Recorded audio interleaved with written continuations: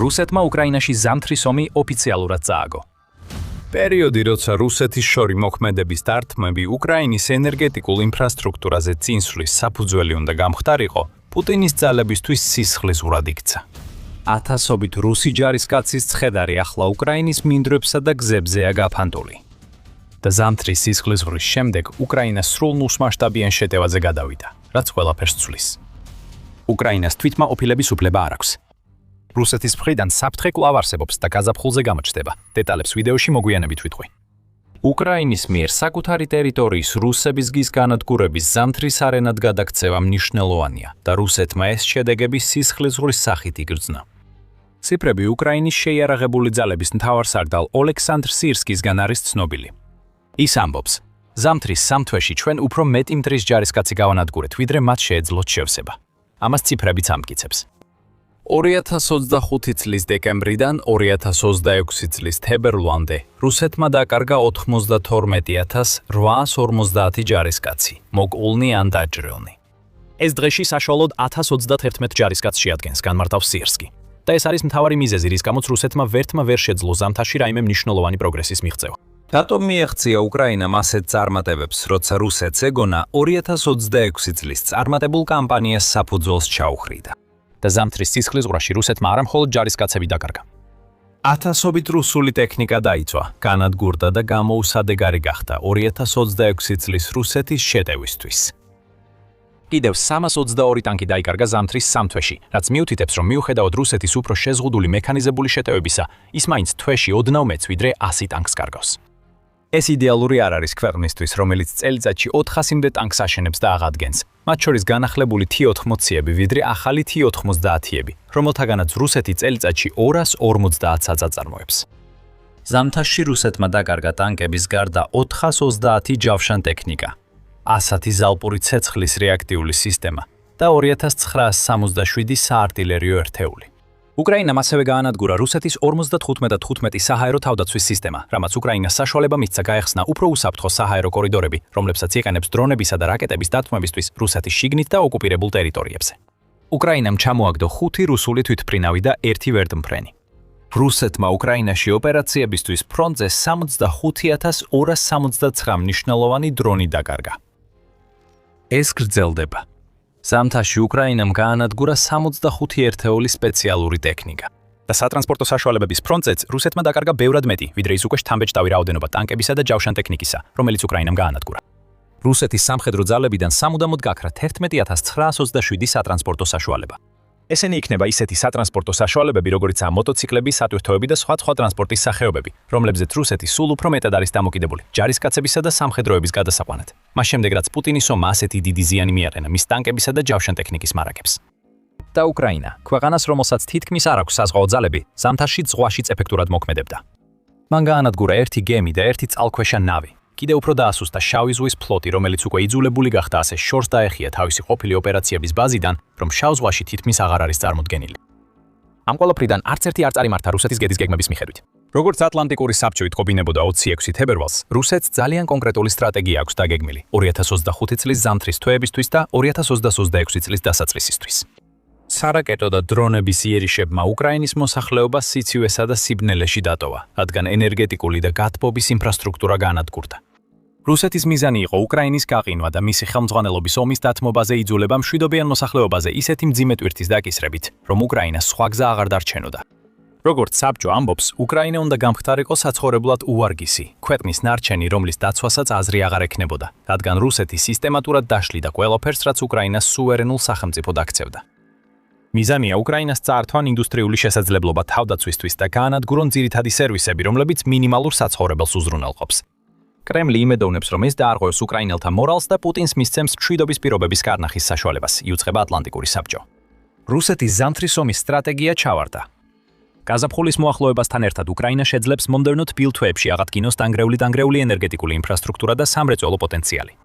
რუსეთის იმაზე ფოკუსირებამ, რომ მოსახლეობისა და მთლიანად სახელმწიფოს დატერორებით უკრაინა ომიდან გამოეთიშა, აშკარად გამოიწვია ის, რომ კრემლმა სამხედრო საკითხებზე ყურადღება მოადუნა.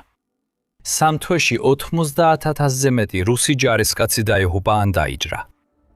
შედარებით რუსეთმა ავღანეთის 1979-დან 1999 წლების ომში ამ რაოდენობის მხოლოდ მე-6 დაკარგა. მას გილოცავთ პუტინო, ალბათ. თქვენ მოახერხეთ ისეთი არმიის შექმნა, რომელიც ნაკლებად ეფექტურია, ვიდრე ის, რომელმაც საბჭოთა კავშირის ზენიტში ავღანეთის აღება ვერ შეძლო. ეს არნიშნავს, რომ გენერალი ზამთრის უკრაინიდან წასვლამ რამე გააუმჯობესა რუსეთისთვის გაზაფხულზე. პუტინს ახლა უკრაინის კონტრშეტევაზე უწევს რეაგირება. დეტალებზე მალე ვისაუბრებთ. გარდა ამისა, მიუხედავად იმისა, რომ უკრაინაში თბილი ამინდიდგება, რუსეთი მაინც კატასტროფულად ბევრ ჯარისკაცს კარგავს. უკრაინის ახალი ხმა იუწყება, რომ გენერალური შტაბის ცნობით 1-2 მარტს რუსეთმა 960 ჯარისკაცი დაკარგა. ეს ოდნავ ნაკლებია ზამთრის საშუალო 1031 ჯარისკაცის დანაკარგზე. თუმცა დღეში 1000-მდეა, რაც აჩვენებს, რომ ზამთრის სისხლისღვრა გაზაფხულის ხოცვაში გადაიზარდა. პუტინი შეიძლება ფიქრობდეს, რომ დიდი ჯარისკაცების დაკარგვა არაფერია უკრაინაში შეჯრისთვის. სანამ რუსეთი ტერიტორიის გაფართოებას ახერხებს, ზამთრის სისხლისღვრა მისთვის მიღებულია. ბოდიში პუტინო, ეს უფრო დიდი პრობლემაა რუსეთისთვის. რუსეთი არ მხოლოდ ვერ იპყრობს იმ რაოდენობის ტერიტორიებს, რაც ამ დანაკარგების გასამართლებლად სჭირდება, არამედ ის ასეთ მასშტაბურად კარგავს ოკუპირებულ ტერიტორიებს, რომ უკრაინამ უკვე გადაასწრო რუსეთს დაპყრობილი ტერიტორიების რაოდენობით. ამ გარდატეხაზე მალე ვისაუბრებთ. მანამდე განვიხილოთ რუსეთის მიერ დეკემბერს, იანვარსა და თებერვალში დაპყრობილი ტერიტორიების მონაცემები და გავითვალისწინოთ, რომ ამ პერიოდში 82850 დანაკარგი იყო, საშუალოდ თვეში 30860. დეკემბერში რუსეთმა დაიკავა 445 კვადრატული კილომეტრი, ანუ 171.8 კვადრატული მილი უკრაინის ტერიტორიიდან. უკრაინის საგანგებო ახალი ამბების მიხედვით. ეს იძლევა დანაკარგების მაჩვენებელს თითქმის 171 ჯარისკაცი თითოეულ კვადრატულ მილზე. იანვარსა და თებერვალში მონაცემების მიღება რთულია. ომის კვლევის ინსტიტუტის ISW შეფასებით რუსეთმა 1 იანვრიდან 19 თებერვლამდე მხოლოდ 562 კვადრატული კილომეტრი, 230.85 კვადრატული მილი დაიკავა. ეს დღეში დაახლოებით 4.4 კვადრატული მილია. ასე რომ ცოტა მათემატიკა გვიჩვენებს, რომ თუ რუსეთი თებერვლის დარჩენილ დღეებშიც იგივე ტემპით გააგრძელებდა, კიდევ 29.7 კვადრატულ მილს დაიკავებდა უკრაინაში. ამ მაჩვენებლების ჯამი დაახლოებით 260.6 კვადრატული მილია, 61720 დანაკარგის ფასად. ანუ თითოეულ კვადრატულ მილზე 227 დანაკარგი მოდის. ზამთარში რუსეთმა ტემპი შეანელა და უკრაინაში თითოეულ დაკავებულ მილზე მეტი ჯარისკაცი დაკარგა, ვიდრე დაიკავა. ეს ფაქტორიც საკმარისია ზამთრის ომი უკრაინის სასარგებლოდ ჩავთვალოთ. მით უმეტეს, როცა რუსული მცირე მიღწევები პუტინისთვის გაზაფხულისა და ზაფხულის შეტევების მოსამზადებლად ნიშნულობას ვერ იძენს, რაზეც ვიდეოს ბოლოს ვისაუბრებთ. რუსეთი მცირედ წარმატებას ცდილობდა, ხოლო უკრაინა პუტინისთვის მოულოდნელს აკეთებდა. თებერვლის ბოლოს უკრაინის საჰაერო საშეტევი ძალები უპილოტო აპარატებისა და ძებნა-განადგურების ოპერაციებს წარმოებელ სახმელეთო მოიერიშე ჯგუფებთან ერთად წინ წავიდნენ ნაცრისფერ ზონებსა და ოკუპირებულ სამხრეთ და სამხრეთ-აღმოსავლეთ უკრაინაში. მთავარი შეტევა ოლექსანდრივსკის მიმართულებით განხორციელდა და ჯერ კიდევ გრძელდება, მაგრამ ხედავთ, რომ უკრაინა მნიშვნელოვან წარმატებებს აღწევს რუსეთის წინააღმდეგ ზაპოროჟიეს მიმართულებით და ნელ-ნელა, მაგრამ აუცილებლად კირიმის მიმართულებითაც. ამ შეტევის მიზანი იყო რუსული დაჯგუფებების სრული განადგურება, სავარაუდოდ მცირე დანაყოფებისა, რომლებიც ოკუპირებულ ტერიტორიებზე სუსტი პოზიციებით იყვნენ შეღწეული, რათა უკრაინას შესაძლებლობა ჰქონოდა გაემყარებინა თავისი თავდაცვა ზაპოროჟიესა და დნიპროპეტროვსკში. რუსეთისთვის სტარლინგზე ცდომის დაკარგვამაც შეუწყო ხელი, რომელსაც ისინი იყენებდნენ დრონების ოპერაციებისთვის და კომუნიკაციისთვის ფრონტის ხაზზე. უკრაინამ თებერვალი გამოიყენა იმისთვის, რომ ისედაც წარუმატებელი ზამთრის ომი რუსეთისთვის ნამდვილ სანახაობად ექცია, იმდენად დამამცირებლად, რომ პუტინი შეიძლება ვეღარასდროს აღდგეს. როგორ? ამ კითხვას ახლა ვუპასუხებთ, მაგრამ სანამ ამაზე უფრო დეტალურად ვისაუბრებთ, თქვენ უყურებთ შოუს Military Show, სადაც სრულ სურათს გაჩვენებთ, ოლ სურათს გაჩვენებთ და არა მხოლოდ სათაურებს. გამოიწერეთ არხი, თუ გსურთ მოვლენებს წინ უსწრებდეთ. 20 თებერვლამდე უკრაინამ რუსეთისგან 300 კვადრატული კილომეტრი, ანუ 115 კვადრატული მილი ტერიტორია გაათავისუფლა, რამდენიმე კვირაში. ამ პროცესში უკრაინამ 8 დასახლება დაიბრუნა, რომლებიც ახლა როგორც გამაგრებულ თავდაცვით კერებად, ასევე სამხრეთისკენ უფრო ღრმა შეტევებისთვის საწყის წერტილებად შეიძლება გამოიყენოს. უკრაინამ სწორედ ეს უკანასკნელი გააკეთა. 22 თებერვლისთვის სამხრეთ უკრაინაში ზამთრის კონტრშეტევამ მეტი შედეგი გამოიღო. სირსკიმ აღნიშნა, რომ უკრაინამ უკვე გაათავისუფლა 400 კვადრატკმილი, 155 ტერიტორია, მათ შორის რეგიონები, რომლებიც იანვრის ბოლოს დაბრუნდა. ეს რუსეთისთვის ორ რამეს ნიშნავს. მეორეს ჩვენი ყურადღებიანი მაყურებლები ალბათ ციფრების მოსმენით მიხვდნენ. რუსეთის ზამთარში დაგეგმილი შეტევა უკრაინაში უკრაინის კონტრშეტევად გადაიქცა, მიუხედავად იმისა, რომ რუსეთი მეტ ჯარისკაცს ამ ხორცაკებში აგზამის. რუსეთი არა მხოლოდ ვერ ახერხებს უკრაინის თავდაცვების გარღვევას, არამედ იძულებულია უყუროს, როგორ აჩვენებს უკრაინა რუსეთს, როგორ კეთდება ეს ქვეყნის სამხრეთში. მეორე და მთავარი ისაა, რომ ზამთრის გარდატეხა ნიშნავს. პირველად აგვისტო 2024-ის შემდეგ, როცა უკრაინამ კურსკში კონტრშეტევა განახორციელა. ახლა უკრაინა უფრო მეტ ტერიტორიას ათავისუფლებს, ვიდრე რუსეთი იპყრობს. Euromaidan პრესის მიხედვით, Deep State-ის მონაცემებით რუსეთმა იანვარსა და თებერვალში ISW-ის მიერ მოხსენებულზე კიდევ ნაკლები ტერიტორია აიღო. Deep State-ის მიხედვით რუსეთმა იანვარში უკრაინის 245 კვადრატული კილომეტრი, ანუ 94.5 კვადრატული მილი დაიკავა, ხოლო თებერვალში მხოლოდ 126 კვადრატული კილომეტრი, ანუ 48.6 კვადრატული მილი. თუ ეს მონაცემები სწორია, უკრაინამ იანვრის ბოლოსა და 2022 წლის თებერვალს შორის მეტი ტერიტორია გაათავისუფლა, ვიდრე რუსეთმა იმავე პერიოდში დაიკავა. ეს ნიშნავს, რომ პუტინისთვის ცუდი ზამთარი კატასტროფად იქცა. რუსეთისთვის საუკეთესო სცენარი იქნებოდა სტაგნაციური თვეები მცირე წინსვლებით. რუსეთი სამხრეთში უკრაინის ძლიერ კონტრშეტევას ებრძვის, სადაც უკრაინა სამჯერ მეტ ტერიტორიას იბრუნებს, ვიდრე პუტინის ძალები იპყრობენ. სისხლის ხრამაოდ აღმოჩნდა. უკრაინის ომში ბალანსი შეიცვალა და ახლა ის მთლიანად უკრაინის სასარგებლოდ არის. ტარას შმუტი, Comeback Alive Foundation-ის ხელმძღვანელი და უკრაინის ზედამხედველობის საბჭოს წევრი. 1 მარტს თავდაცვის შესყიდვების სააგენტოს ზედამხედველობის საბჭოს წევრმა Facebook-ზე დაწერა. რუსეთმა წააგო ზამთრის ბრძოლა, ჩვენ მოვიგეთ. გაზაფხულის პირველი დღეა, ზიანი დღე უფრო გრძელი ხდება, სულ უფრო თბება. უკრაინა კვლავ იბრძვის. წინა ხაზზე პირველად რამდენიმე თვეში, ან იქნებ წლებშიც კი, ჩვენ უფრო მეტი ტერიტორიის გათავისუფლება დავიწყეთ, ვიდრე დავკარგეთ. ეს უკრაინის დერუსიფიკაციის ყველაზე მასშტაბური მაგალითია წლების განმავლობაში. უკრაინამ ზამთრის სისხლიანი ბრძოლა სრულმასშტაბიან შეტევად აქცია, რაც ამტკიცებს, რომ რუსეთი სულ უფრო დასუსტებული ძალაა, მაშინ როცა პუტინი ცდილობს მოემზადოს გაზაფხულისთვის და ზაფხულისთვის, რომელიც თითქოს რუსულ ძალებს დიდ წარმატებებს უნდა მოუტანდეს. თუმცა ერთი შენიშვნა. მიუხედავად უკრაინის ზამთრის კამპანიის შთამბეჭდაობისა, თვითკმა ოფილება არ შეიძლება. როგორც უკვე რამდენჯერმე ვახსენეთ, რუსეთს დიდი გეგმები აქვს 2026 წლის დარჩენილი პერიოდისთვის. თუმცა მალე გაიგებთ იმ დიდ კითხვებზე, რომლებიც ამ გეგმებს აწევს. მას შემდეგ, რაც უკრაინის ზამთრის მებრძის მებრძოლებმა 3 თვის განმავლობაში ამდენის მიღწევა შეძლეს. ვლადიმირ ზელენსკიმ თქვა, რომ ეს გეგმები უკრაინაზე ზამთრის განმავლობაში გაზრდილი რუსული სარაკეტო და დრონული იერიშებით იწყება. რუსეთის ძალების კაპიტულაციის ან დაღუპვის შემდეგ, რუსეთი მაინც აგრძელებდა საჰაერო დარტყმებს უკრაინის ქალაქებსა და ენერგეტიკულ ინფრასტრუქტურაზე. ზელენსკის თქმით, ზამთარში რუსეთმა უკრაინაზე გაუშვა 738 რაკეტა, 40000, 28670 მართვადი ავიაბომბი და თითქმის 19000 დრონი. 6 დეკემბერს რუსეთის ერთ-ერთი ყველაზე მასშტაბური დარტყმა იყო. გამოყენებული იქნა 7 საჰაერო სამიზნე და 50-ზე მეტი რაკეტა იმ ტერორისტული კამპანიის ფარგლებში, რომელზეც ადრე ვისაუბრეთ. რუსეთის ერთადერთი გადამრჩენი ფაქტორი გაზაფხულ-ოზაფხულზე ომში ისაა, რომ შეუძლია უკრაინის შორიდან დაბომბვა, მაშინაც კი როცა მისი სახმელეთო ძალები უკან იხევენ ან იღუპებიან. ამ რაკეტები და დრონებიც ვერ დაეხმარება რუსეთის არმიას დაგეგმილი სახმელეთო შეტევის წინ. ISW და TVP World-მა ეს დაგეგმილი შეტევა გააშუქეს. ბოლო წყაროს მიხედვით, რომელიც Deep State-ის მონაცემებს ეკრტნობა, რუსეთი გეგმავს მასშტაბურ შეტევას უკრაინის აღმოსავლეთში, 100,000-ზე მეტი ჯარისკაცით. ეს ბევრად ნაკლებია იმ 170,000 ჯარისკაცზე, რომელიც რუსეთმა პოკროვსკის ასაღებად გამოიყენა 2025 წლის ზაფხულში და 2026-შიც. როგორ აპირებს რუსეთი პოკროვსკზე უფრო გამაგრებულ დონეცკის გამაგრებითი ხაზის დანარჩენ ნაწილს 70,000-ით ნაკლები ჯარით აიღოს უცნობია. აღმოსავლეთში 100,000 ჯარისკაცი ევროპის უმეტეს არმიაზე მეტია. ISW-ის ინფორმაციით, რუსეთმა აღმოსავლეთ უკრაინაში საარტილერიო დარტყმები დაიწყო, რაც დონეცკში შეტევისთვის მზადებას ნიშნავს. ასევე ჩანს, რომ რუსეთი გეგმავს ზაპოროჟიესა და დნიპროპეტროვსკისკენ, როგორც ადრე ვახსენეთ, 2026 წლის გაზაფხულსა და ზაფხულში. ამიტომ უკრაინის სამხრეთში ქმედებები შესაძლოა იყოს ტერიტორიის გათავისუფლება რუსული შეტევის მეორე ასპექტისთვის მოსამზადებლად.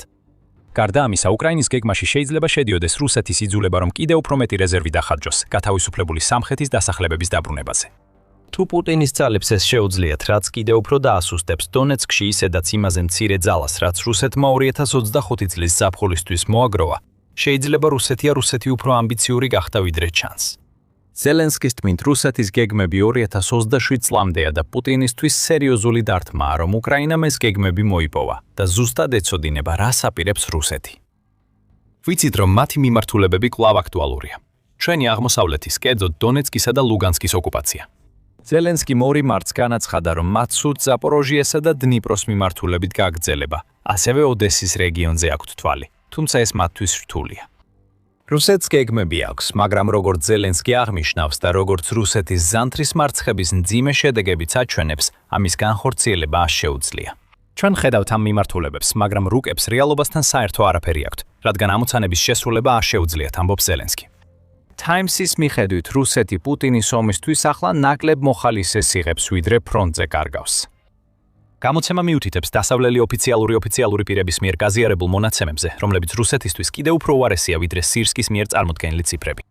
ოფიციალური პირების თქმით, რუსეთმა ნოემბრიდან იანვრამდე თვეში საშუალოდ 80,000 ჯარისკაცი დაკარგა, რის გამოც ზამთარში რამდენიმე ათას კაცით ნაკლები მოხალისე ყავდა, ვიდრე სჭირდებოდა.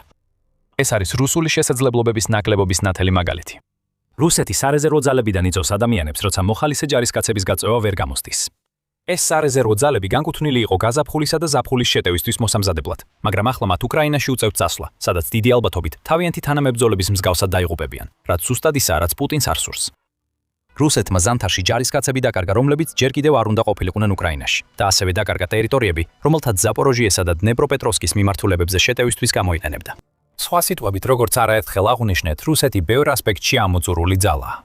პუტინი ცდილობს გადაჭრას ცოცხალი ძალის მწვავე პრობლემა და ერთდროულად ებრძვის ნავთობის დაბალ ფასებსა და სანქციებით გამოწვეულ რესურსების შეზღუდვებს, რაც აზიანებს რუსეთის ეკონომიკას. ეკონომიკა სიკვდილის ზონაშია, როგორც ეკონომისტმა 16 თებერვალს გაავრცელა. რუსეთის ექსპორტის შემოსავლები მცირდება, ბიუჯეტის დეფიციტი იზრდება. რას ნიშნავს ეს კრემლისთვის, რომელმაც ომის დიდ ნაწილში უზარმაზარი თანხები მოხალისე ჯარისკაცებზე გადაიხადა, რათა უკრაინაში ცოცხალი ძალის უპირატესობა შეენარჩუნებინა. ეს ცუდია. ფულის ამოწურვის შემდეგ რუსეთს მხოლოდ რეზერვები დარჩება, რომლებიც უკვე ადრე გამოიყენეს და ზამთარში უკრაინაში იღუპებოდნენ. ამ პირობებში ზამთარში რუსული სისხლისღვრა მძიმე შედეგებს იწვევს, ხოლო უკრაინა რეკორდულად ბევრ ტერიტორიას ათავისუფლებს. რუსეთი ასეთ ტემპში კარგავს ჯარისკაცებს და ტექნიკას, რომ რაც არ უნდა დაგეგმოს გაზაფხულისა და ზაფხულის შეტევებისთვის, უკვე ჩანს, რომ ეს ყველაფერი წარუმატებლად დასრულდება. უკრაინა მიცის, რას გააკეთებს რუსეთი 2027 წლის ბოლომდე. და შეგიძლიათ დარწმუნებული იყოთ, რომ ყველაფერი, რასაც უკრაინა ამიერიდან გააკეთებს, იქნება მიმართული პუტინის უკვე მერყევი გეგმების წინააღმდეგ. და კიდევ რჩება სტარლინკის საკითხი, რომელიც რუსეთმა უნდა გადალახოს. მან მნიშვნელოვანი როლი შეასრულა უკრაინის ზამთრის კონტრშეტევაში. ვლადიმერ პუტინს უკრაინის ომისთვის მარტისთვის საშინელი სიგიჟე ჰქონდა მომზადებული. ახალი შეტევა უნდა დაწყებულიყო, რის შედეგადაც რუსეთი კიდევ უფრო მეტ დონეცკს დაიკავებდა და კიდევ უფრო სამხრეთ უკრაინაში შეიჭრებოდა. მაგრამ რუსეთის გეგმა, რომ უკრაინის ომი მოეგო, დაინგრა. უკრაინამ ეს გეგმა ომის დამთავრებულ მარცხად აქცია, რის შედეგადაც პუტინს მოუწია დამამცირებელი ფაქტის აღიარება, რომ მარტის შეტევა, რომელიც ყველაფრის მოგებას უნდა გამოეწვია, უზარმაზარი მარცხი აღმოჩნდა და საერთოდაც ვერ დაიწყო. 16 მარტს უკრაინის პრეზიდენტმა ვოლოდიმირ ზელენსკიმ კიდევ ერთი საღამოს მიმართვა გააკეთა თავისი ქვეყნის მოსახლეობისადმი. ამ მიმართვაში კარგი ამბავიც იყო. ზელენსკიმ აღნიშნა, რომ 2026 წლის პირველი ორნახევარი თვის განმავლობაში უკრაინის ძალისხმევა და კონტრშეტევები იმდენად ეფექტიანი იყო, რომ რუსეთს გაზაფხულისთვის დაგეგმილი შეტევის დაწყების ყოველგვარი იმედი გაუქრო. მალე განვიხილოთ, რას ცდილობდა რუსეთი და რას აკეთებდა უკრაინა მის შესაჩერებლად. ზელენსკის თქმით, მიუხედავად მუდმივი შეტევებისა, მათი ინტენსიობა და მასშტაბი არ შეესაბამება იმას, რასაც რუსები გეგმავდნენ და სარდალი რუსეთის ხელმძღვანელობას პირდებოდა. ორი დასკვნა. შეჩერებული შეტევა ჯერ არ ნიშნავს შეტევის დასრულებას, რადგან რუსეთი ისევ ცდილობს იერიშს და პუტინის ძალებმა ვერ შეასრულეს კრემლის ამოცანები. პუტინი ამ ყველაფერზე გაბრაზებულია და ის გაცოფებული იქნება იმაზე, თუ როგორ აღმოჩნდა უკრაინის გაზაფხულის შეტევის შემაკავებელი სტრატეგია იმდენად ეფექტური, რომ რუსეთს აიძულა კვლავ დაეწყო ის შეღწევითი ტაქტიკა, რომელსაც 2025 წლის განმავლობაში იყენებდა. ზელენსკიმ ეს პირდაპირ თქვა 16 მარტის მიმართვამდე ერთი დღით ადრე, როცა უკრაინაში ჟურნალისტებს ესაუბრა. Kieris Post-ის ინფორმაციით, უკრაინის პრეზიდენტმა განაცხადა, რომ რუსეთმა სრულად ვერ შეძლო წინსვლა თავისი ჯავშან ტექნიკის გამოყენებით, რის შედეგადაც პუტინმა კიდევ ერთხელ მიიღო გადაწყვეტილება, მცირე შეღწევითი ჯგუფები გაეგზავნა უკრაინის ტერიტორიაზე. რუსეთი კვლავ ახორციელებს ფრონტის ხაზზე შეტევებს, რომლებმაც ოკუპაციის დასაწყისიდან 1,28 მილიონზე მეტი მსხვერპლი გამოიწვია. გაზაფხულის კამპანია, როგორც დაგეგმილი ჰქონდათ, ამ გაზაფხულში რუსებისთვის ჩაიძირა. მათ ვერ შეძლეს წინსვლა, განუცხადა ჟურნალისტებს ნალისტებს ზელენსკიმ და დაამატა. ისინი ახორციელებენ შეტევით მოქმედებებს, მაგრამ ყველა ერთნაირია. ვერ ახერხებენ გარღვევას არც ერთ ადგილას. ჩვენ ვწვალთ მათ ტექნიკას. რუსეთს გეგმის მიხედვით არაფერი წარიმართა. დამწვარი ტექნიკა ახალი გარღვევისთვის იყო. ჯარისკაცები და დივერსანტები, რომლებიც ახლა იღუპებიან უკრაინის დრონებზე დაფუძნებული თავდაცვის გამო, უნდა ყოფილიყვნენ იმ გაზაფხულის შეტევის მთავარი ძალა, რომელიც პუტინისთვის ყველაფერს შეცვლიდა. რუსეთი ძლიერი უნდა გამხდარიყო, უკრაინა კი სუსტი. და გაზაფხულის ბოლოსთვის რუსეთს ყველაფერი ექნებოდა უკრაინაში, რაც მაქსიმალისტური სამშვიდობო შეთანხმებისთვის სჭირდებოდა. რისთვისაც პუტინი მას შემდეგ იბრძვის, რაც სამშვიდობო მოლაპარაკებები დაიწყო. უკრაინის კონტრშეტევითმა სტრატეგიამ ეს ზიანი გამოიწვია. დარჩით რომ გაიგოთ რატო. სანამ განვიხილოთ რა გააკეთა უკრაინამ, ჯერ ნახოთ რას აპირებდა რუსეთი გაზაფხულზე. გავრცელდა ინფორმაცია, რომ რუსეთი გეგმავდა 100,000 ჯარისკაცის შეტევას უკრაინის აღმოსავლეთ სამხრეთში, რის შესახებ საუბრები თებერვლის დასაწყისში დაიწყო, თუმცა თავდაპირველად მარტზე იყო საუბარი. გეგმაში იყო, რომ რუსული ჯარები გაზაფხულზე მოამზადებდნენ ნიადაგს და ეს 100,000 ჯარისკაცი ზაფხულში უკრაინის თავდაცვას გაარღვევდა და დიდ ტერიტორიებს დაიკავებდა. ყოველ შემთხვევაში ეს იყო ძირითადი აზრი. მარტის შუა რიცხვებში უკვე რამდენიმე სცენარი განიხილებოდა მოსალოდნელი გაზაფხულისა და ზაფხულის შეტევებისთვის. რუსეთი ზაპოროჟიეს ფრონტზე შეტევას აპირებდა, რათა უკრაინას ჯარები დონეცკიდან გადაეყვანა და იქ რუსული შეტევის შეჩერება ვერ შეძლებოდა. დონეცკსა და ზაპოროჟიეს შეტევას უნდა მოჰყოლოდა აღმოსავლეთით, სლოვიანსკ-კრამატორსკის ღერძზე შეტევის გაძლიერება. პუტინის ძალებს შეეძლებოდათ პოზიციების დაკავება ამ ქალაქებზე შეტევისთვის და დონეცკის ციხესიმაგრეების ხაზზე. ეს უნდა დაეცეს თუ რუსეთს საბოლოოდ დონბასის რეგიონის ხელში ჩაგდება სურს, რისკენაც პუტინი წლებია ისწრაფვის. ეს შეტევები დაგეგმილი გვიან გაზაფხულზე და ზაფხულში რუსეთის ჯარების მხარდაჭერით უნდა განხორციელებულიყო, რომლებიც ბუფერულ ზონას დნიპროპეტროვსკის ოლქში ქმნიდნენ. ეს რუსეთს მისცემდა ბუფერული ზონის შექმნის საშუალებას ოლექსანდრიევსკის მიმართულებით, რომელიც კვანძია დნიპროპეტროვსკსა და ზაპორიჟიას შორის. ამ ბუფერული ზონის არსებობით რუსეთს შეეძლებოდა შეეჩერებინა ნებისმიერი დახმარება, რომელსაც უკრაინა ზაპორიჟიაში ან პოტენციურად დონეცკში დნიპროპეტროვსკის გავლით გაგზავნიდა. რითაც უზრუნველყოფდა, რომ რუსეთის მთავარი შეტევები არ გართულებულიყო უკრაინის მხრიდან მრავალ ფრონტზე თავდასხმებით. ეს რუსეთისთვის საკმაოდ კარგი გეგმაა. უბრალოდ იგნორირებულია ის ფაქტი, რომ უკრაინა არასდროს აპირებდა დანებებას და რუსეთს თავისი გეგმის განხორციელების საშუალებას არ მისცემდა. გეგმა არ ითვალისწინებდა თებერვლის დასაწყისში მომხდარ ფაქტს, რომელმაც კრემლის სამხედრო სტრატეგია გაანადგურა. შეიქმნა თეთრი სია და ილონ მასკმა SpaceX-თან ერთად ერთი ჩამბთველი გადარდა. ღირსიერად რუსეთის ძალებმა დაკარგეს ცდომა Starlink-ზე, რომელსაც ისინი იყენებდნენ არალეგალურად მოპოვებული ტერმინალების მეშვეობით, რომლებიც თავიდანვე არ უნდა ჰქონოდათ. Starlink-ის დაკარგვით რუსეთის ფრონტზე კომუნიკაცია ჩაიშალა, განსაკუთრებით დნიპროპეტროვსკის რეგიონში, სადაც რუსი დივერსანტები ცდილობდნენ შეენარჩუნებინათ სუსტი კონტროლი ოკუპირებულ უკრაინასა და ნაცრისფერ ზონებს შორის. და იმ ტერიტორიაზე, რომელზეც უკრაინას მტკიცე კონტროლი ჰქონდა. Starlink-ის გათიშვა კატალიზატორი გახდა. უკრაინამ კონტრშეტევა განახორციელა და დაახლოებით ერთ თვეში რუსეთის გაზაფხულის შეტევის გეგმები ჩაშალა.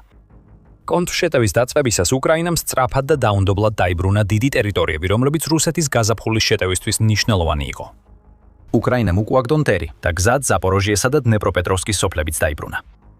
ხელახლა და ხელახლა რუსი ჯარისკაცების შეკრებების სწრაფი კონტრშეტევების მსხვერპლი ხდებოდა. ხოლო პუტინის ისედაც სუსტი დივერსიული ჯგუფები თავქუდმოგლეჯილი დარბოდნენ და უშედეგოდ ცდილობდნენ მტრისგან თავდაცვას. ისინი ვერ ხედავდნენ საფრთხეს, თანაც არ ჰქონდათ კავშირი ერთადერთ ადამიანებთან, ვინც მათ დახმარებას შეძლებდა. 10 მარტისთვის უკრაინამ კონტრშეტევით რუსეთიდან 400 კვადრატული კილომეტრი, ანუ 154 კვადრატული მილი დაიბრუნა, რაც 2023 წლის შემდეგ ყველაზე დიდი წარმატება იყო. უკრაინას არ ჰქონდა ასეთი დიდი ტერიტორია აღებული მისი დამანცირებელი კონტრშეტევის შემდეგ, რუსეთის კურსკის ოლქში, რამაც პუტინს 73,000-ზე მეტი ჯარისკაცი დაუჯდა, მათ შორის ჩრდილოეთ კორეელი ჯარისკაცების დიდი კონტინგენტი, რომლებიც საკუთარი ტერიტორიის დასაცავად იქ გადაიყვანა. უკრაინის 2026 წლის კონტრშეტევაც პუტინისთვის დამანცირებელი იყო. ეს ერთადერთი არ არის, რაც რუსეთის ძალებმა ვერ მოირგეს, როცა უკრაინამ რუსეთის გაზაფხულის გეგმები ჩაშალა. როდესაც უკრაინის კონტრშეტევამ რუსეთის ბუფერული ზონა გაარღვია და პუტინის ძალების ზანთაში მიღწეული წინსვლის უმეტესობა დნიპროპეტროვსკის მიმართულებით უკუაქცია, უკრაინა რუსეთის ზურგსაც ურტყამდა. გთხოვთ ცუდზე არ იფიქროთ, მეგობრებო. ამაში ვგულისხმობთ იმას, რომ უკრაინამ დაიწყო საშუალო რადიუსის დრონების გამოყენება, რათა უფრო მეტი დარტყმა მიეყენებინა რუსეთის სამხედრო ობიექტებზე ოკუპირებულ ტერიტორიებზე, რაც თავის მხრივ კიდევ უფრო ასუსტებდა მართვისა და კონტროლის ცენტრებს ამ ტერიტორიებზე, რომლებიც უკვე ისედაც პრობლემებს განიცდიდნენ Starlink-ის გათიშვის გამო. ასეთი დარტყმები სამიზნეებზეა კონცენტრირებული, რომლებიც საბრძოლო ხაზებიდან 20-20 ან 12-65 მილზე. უკრაინას ადრე უჭირდა ასეთი სამიზნეების განადგურება. FPV დრონებს, რომლებიც ფრენენ თავიანთ გამაგრებულ დასახლებებთან განადგურების ზონებში. საჭირო მოქმედების რადიუსი არ აქვთ. შორმანძილზე მოქმედ დრონებს საშუალო მანძილის მიზნების განადგურება შეუძლიათ, მაგრამ ამისთვის უკრაინას რესურსების გადამისამართება დასჭირდებოდა, რაც შეასუსტებდა მის დათმობებს ნავთობის ინფრასტრუქტურასა და სამხედრო ობიექტებზე რუსეთის ტერიტორიაზე. უკრაინას ახლა საშუალო მანძილის დრონები აქვს და შეუძლია საბრძოლო ხაზებს მიღმა ქაოსი შექმნას. მომავალშიც მეტი მოსალოდნელია. Სუსტად ერთი დღით ადრე, სანამ ვოლოდიმირ ზელენსკი გააკეთებდა ხმაურიან განცხადებებს რუსეთის საგაზაფხულო შეტევის შეჩერების შესახებ, უკრაინულმა კომპანიამ U-Force-მა წარადგინა თავისი მკვლელი დრონი. დრონის ფასი 10-დან $12,000-მდეა. დაახლოებით 200 კილომეტრი, ანუ 124 მილი მიფრინავს და შეუძლია 5.5 კილოგრამის, ანუ 12.1 ფუნტის საბრძოლო ქობინის მიტანა. რა თქმა უნდა, ეს შეიძლება არ იყოს მსოფლიოში ყველაზე დიდი საბრძოლო ქობინი, მაგრამ ის სრულიად საკმარისია ჯარის შეკრებების დასაშლელად, დროებითი სარდლობისა და მართვის პუნქტების გასანადგურებლად, ასევე დრონის ოპერატორების პოზიციების გასანადგურებლად ოკუპირებულ ტერიტორიებზე. ესაა მთავარი აზრი. უკრაინამ ფრონტზე წინ წასვლით რუსეთის ზურგში დაარტყა და გაანადგურა პუტინის ძალებისთვის მნიშვნელოვანი მხარდაჭერა იმ მიმართულებაზე, რომელიც გაზაფხულისა და ზაფხულის შეტევის საძირკველი უნდა ყოფილიყო. ეს ყველაფერი ომში იმ ვითარებამდე მიგვიყვანა, რასაც ახლა ვხედავთ, მაგრამ არც ერთი პუტინის დაგეგმილი არ იყო. ახლავე განვიხილავთ და აგიხსნით, რა მიზანი აქვს უკრაინას რუსეთის გაზაფხულისა და ზაფხულის გეგმების ჩაშლისას. ამ თემებს ვაშუქებთ სამხედრო შოუში. ჩვენ გაწვდით სრულ სურათს და არა მხოლოდ სათაურებს. თუ გსურთ მეტი ასეთი ანალიზი, აუცილებლად გამოიწერეთ არხი, რომ ყოველთვის ინფორმირებული იყოთ. უკრაინის კონტრშეტევას დიდი მნიშვნელობა არ ექნებოდა მას რუსეთის ჯარების გადაადგილებაზე სერიოზული გავლენა რომ არ მოეხდინა. უკვე ვიხილეთ წინააღმდეგობა, მაგრამ წინ კიდევ ბევრია, რაც კიდევ უფრო დაასუსტებს რუსულ შეტევას, რომელიც წესით აქამდე უკვე უნდა დაწყებულიყო. უკრაინის შეტევა დნიპროპეტროვსკში გრძელდება. ომის შესწავლის ინსტიტუტმა 16 მარტის შეფასებაში ეს ნათლად აღნიშნა. უკრაინის კონტრშეტევები ზღუდავს რუსეთის შეტევებს ოლექსანდრიუკის მიმართულებით.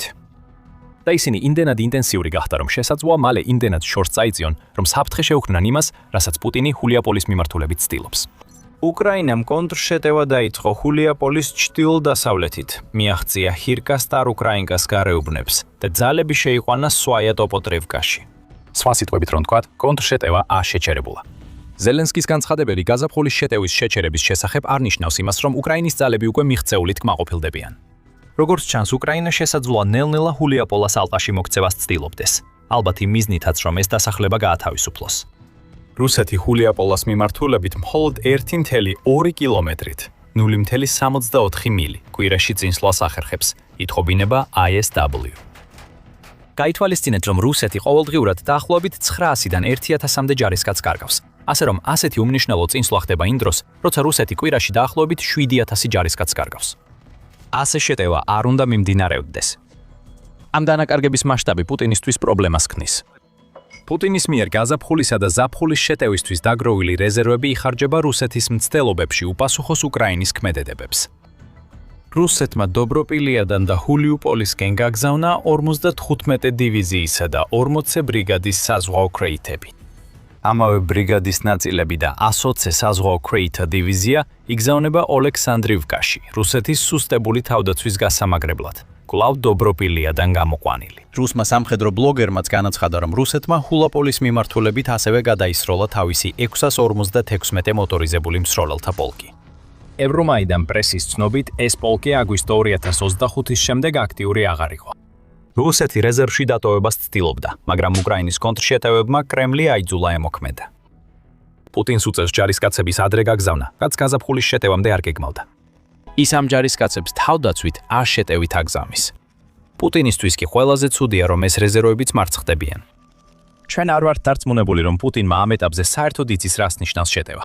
ეს გეგმა არ უნდა იყოს, სადაც რუსეთი კარგავს ტერიტორიებს, წყვეტს შეტევებს, ამოძურავს რეზერვებს და მევს რეზერვებს და შეღწევით ტაქტიკაზე გადადის, როცა თავდაპირველად უნდა შექმნილიყო მექანიზებული შეტევების საფუძველი ჯავშან ტექნიკით. ბოლო რამდენიმე თვე რუსეთისთვის კატასტროფა იყო, მაგრამ მათ უკრაინისთვის კიდევ უფრო ღრმა მნიშვნელობა აქვთ, ვიდრე მხოლოდ საბრძოლო წარმატებები და რუსეთის დიდი გეგმის ჩაშლა, რასაც აქამდე ვხედავდით. ზელენსკიმ ეს მაშინ თქვა, როცა რუსეთის გაზაფხულის გეგმების ჩაშლაზე საუბრობდა. ეს მნიშვნელოვანია, რადგან ჩვენი ძალა ფრონტზე ყველა უკრაინული პოზიციის სიმტკიცე, ჩვენი კომუნიკაცია მსოფლიოსთან, ჩვენი დიპლომატია და მსოფლიოს უნარი, ნებისმიერი სირთულის მიუხედავად ჩვენს გვერდით იდგეს. ძალიან მნიშვნელოვანია, განაცხადა უკრაინის პრეზიდენტმა. თავარი ფრაზაა: ჩვენი კომუნიკაცია მსოფლიოსთან. რასაც ზელენსკი აქ ამბობს, არის ის, რომ თითქმის ისეთივე მნიშვნელოვანია, როგორც რუსეთის ჩამოშლილი გეგმები და უკრაინის მიერ გათავისუფლებული ტერიტორიები, რუსეთის ნარატივის გაქარცლება, თითქოს უკრაინა 4 წლიანი ომის შემდეგ დამარცხების ზღვარზეა.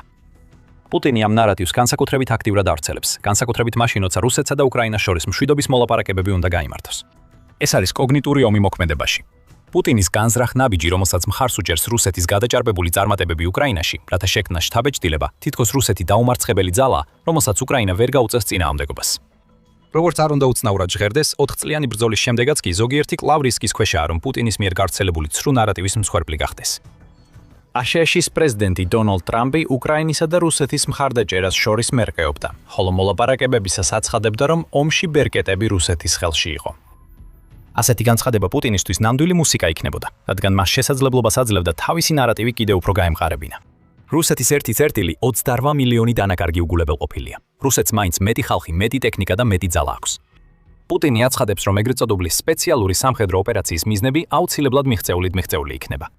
როდესაც მას ხალხის დარწმუნება შეუძლია, რომ მისი გზავნილი სიმართლეა, ეს ნიშნავს, რომ რუსეთი იღებს ბერკეტს სამშვიდობო მოლაპარაკებებში, სადაც მუდმივად მოუწოდებს უკრაინას დათმოს დონბასის რეგიონი. როგორია საუკეთესო გზა, რომ ეს ნარატივი დავასუსტოთ? რუსეთის საგაზაფხულო შეტევა უნდა ჩავახშოთ, მანამ სანამ ის დაიწყება. ეს უკრაინამ 2026 წლის დასაწყისში გააკეთა. ტრამპი და აშშ-ში მშვიდობას მოითხოვენ, ხოლო ტრამპის ბოლო ვადა 2026 წლის ივნისია. უკრაინას შეუძლია მიუთითოს დაბრუნებულ ტერიტორიებზე. რუსეთის გაზაფხულის შეტევის ნანგრევების სხვა ისტორიას ხვება ვიდრე პუტინი.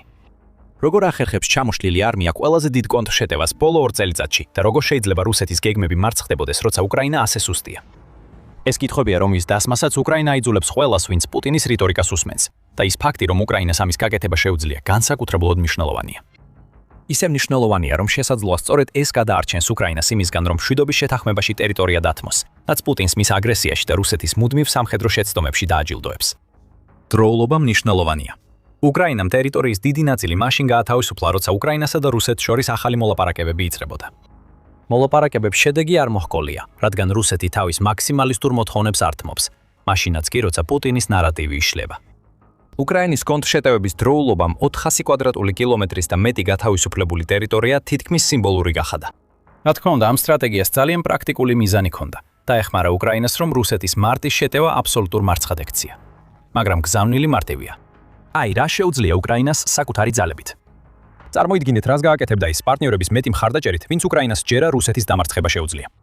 ზელენსკი ამ საკითხის ხაზგასმაში თავშეკავებული არ ყოფილა იმავე მიმართვაში, სადაც რუსეთის შეტევის წარუმატებლობა აჩვენა. მან ასევე ისაუბრა იმაზე, თუ რამდენად მნიშვნელოვანია ფინანსური მხარდაჭერა და რუსეთის წინააღმდეგ დამატებითი სანქციები, რათა უკრაინამ შეძლოს წინსვლა და საკუთარი თავის დაცვა, როცა ის რუსეთის არმიას აფერხებს. სწორედ ამიტომ მნიშვნელოვანია სანქციები რუსეთის წინააღმდეგ და ევროპული მხარდაჭერის პაკეტები, მათ შორის 90 მილიარდი ევროს დახმარება უნდა ამოქმედდეს. ევროპის სიტყვა უნდა ამოქმედდეს, რომ დიპლომატიური ვითარებისა და მსოფლიოში არსებული ნებისმიერი გამოწვევის მიუხედავად, ჩვენი რეგიონები მზად იყვნენ შემდეგი ზამთრისთვის, როგორც გასულმა ზამთარმა გვასწავლა, განაცხადა ზელენსკი. უკრაინა ეწინააღმდეგება არა მხოლოდ რუსეთის გაზაფხულისა და ზაფხულის გეგმებს.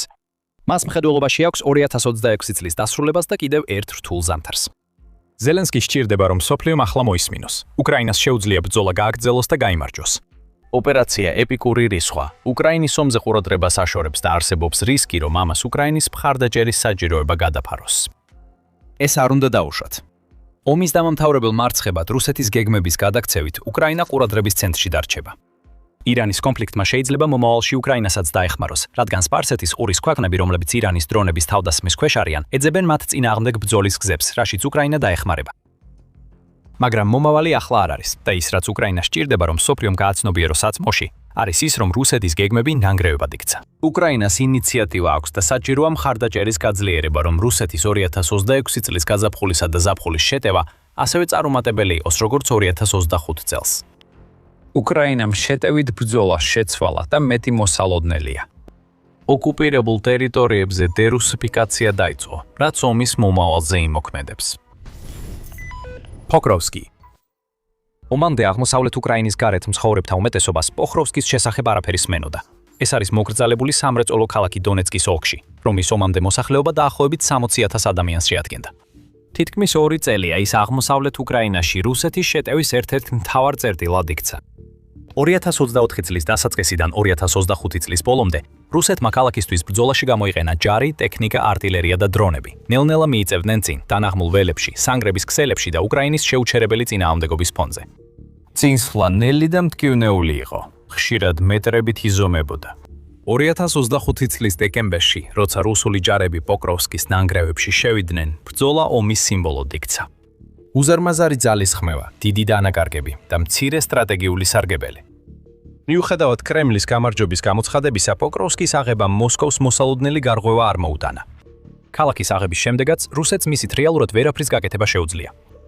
ნახოთ, როგორ გამოიყენა უკრაინამ რუსეთის პრეზიდენტ ვლადიმერ პუტინის ავანტიურა და აქცია, ეს კიევის მნიშვნელოვან საბრძოლო წარმატებად. რუსეთი რესურსებს პოხროვსკისთვის ხარჯავდა, იმ დროს უკრაინა სხვა რამეზე იყო კონცენტრირებული და რუსეთის წინსვლას ფრონტის სხვა ნაწილზე აჩერებდა. 2025 წლის დეკემბრის ბოლოს, როცა რუსეთი გამარჯვებას აცხადებდა, უკრაინამ კონტრშეტევები დაიწყო, რათა გამოეტენებინა ის, რომ პოკროვსკის გარშემო ბევრი რუსული ძალა იყო შეკავებული. უკრაინის ძალებმა 2026 წლის თებერვალში ორ კვირაზე ნაკლებ დროში 115 კვადრატული მილი დაიბრუნეს და თითქმის 2 სრული რუსული პოლკის ეკვივალენტი გაანადგურეს.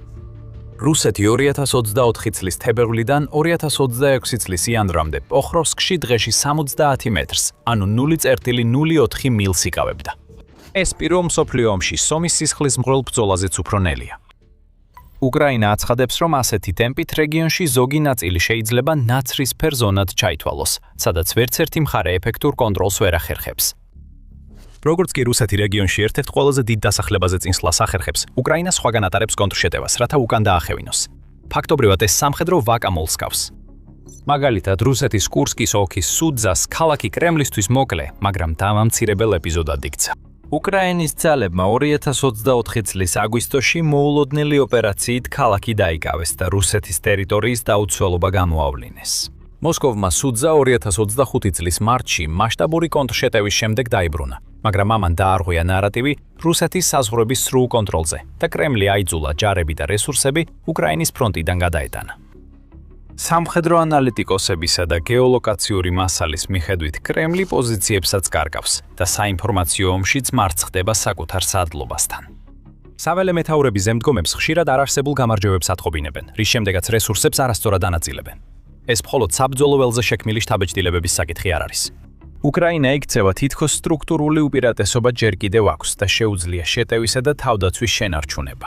ისინი მასშტაბურად ასუსტებენ რუსულ შენაერთებს და ამავდროულად ინარჩუნებენ ამყი, მაგრამ რეალურ უპირატესობას ფრონტის ხაზზე. კიევის კონტრშეტევები, მათ შორის პოკროვსკში, პოლიტიკურად აჩვენებს, რომ ომი არ დასრულებულა. შედეგი ჯერ გადაწყვეტილი არ არის და უკრაინის არმიას ინიციატივა არ დაუთმია.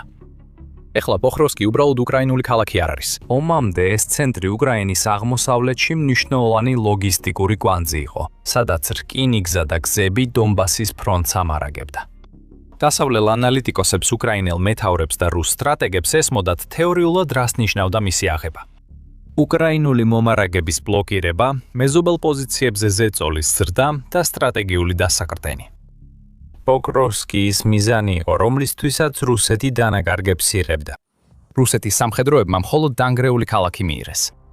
უკრაინის ძალები წლების განმავლობაში ლოგისტიკას სხვა მარშრუტებზე გადაჰყავდათ და ალტერნატიულ მომარაგების დერეფნებს ამაგრებდნენ და ამზადებდნენ სათადარიგო პოზიციებს. როცა რუსი ჯარისკაცები ქალაქის ნანგრევებში დადიოდნენ, მის სტრატეგიულ მნიშვნელობას თითქმის აღარაფერი ჰქონდა დარჩენილი. უკრაინამ მხოლოდ ყოფილი ლოჯისტიკური ცენტრი დაკარგა, აქცენტი ყოფილზეა. კრემლმა 3 წელი და 100,000 ადამიანი დახარჯა მიზნის მისაღწევად, რომელიც მუდმივად იცვლებოდა. ეს ალბათ რუსეთის მთელი საომარი ძალისხმევის ყველაზე დამანგრეველი შეჯამებაა. მათ მისვლისას სასურველი უკვე აღარ არსებობდა. რუსეთის წარუმატებლობა პოხროვსკის გამოყენებაში თავისთავად არ მომხდარა.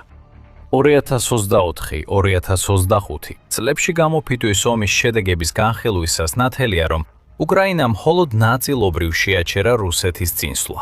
ეს აშკარად ჩანდა.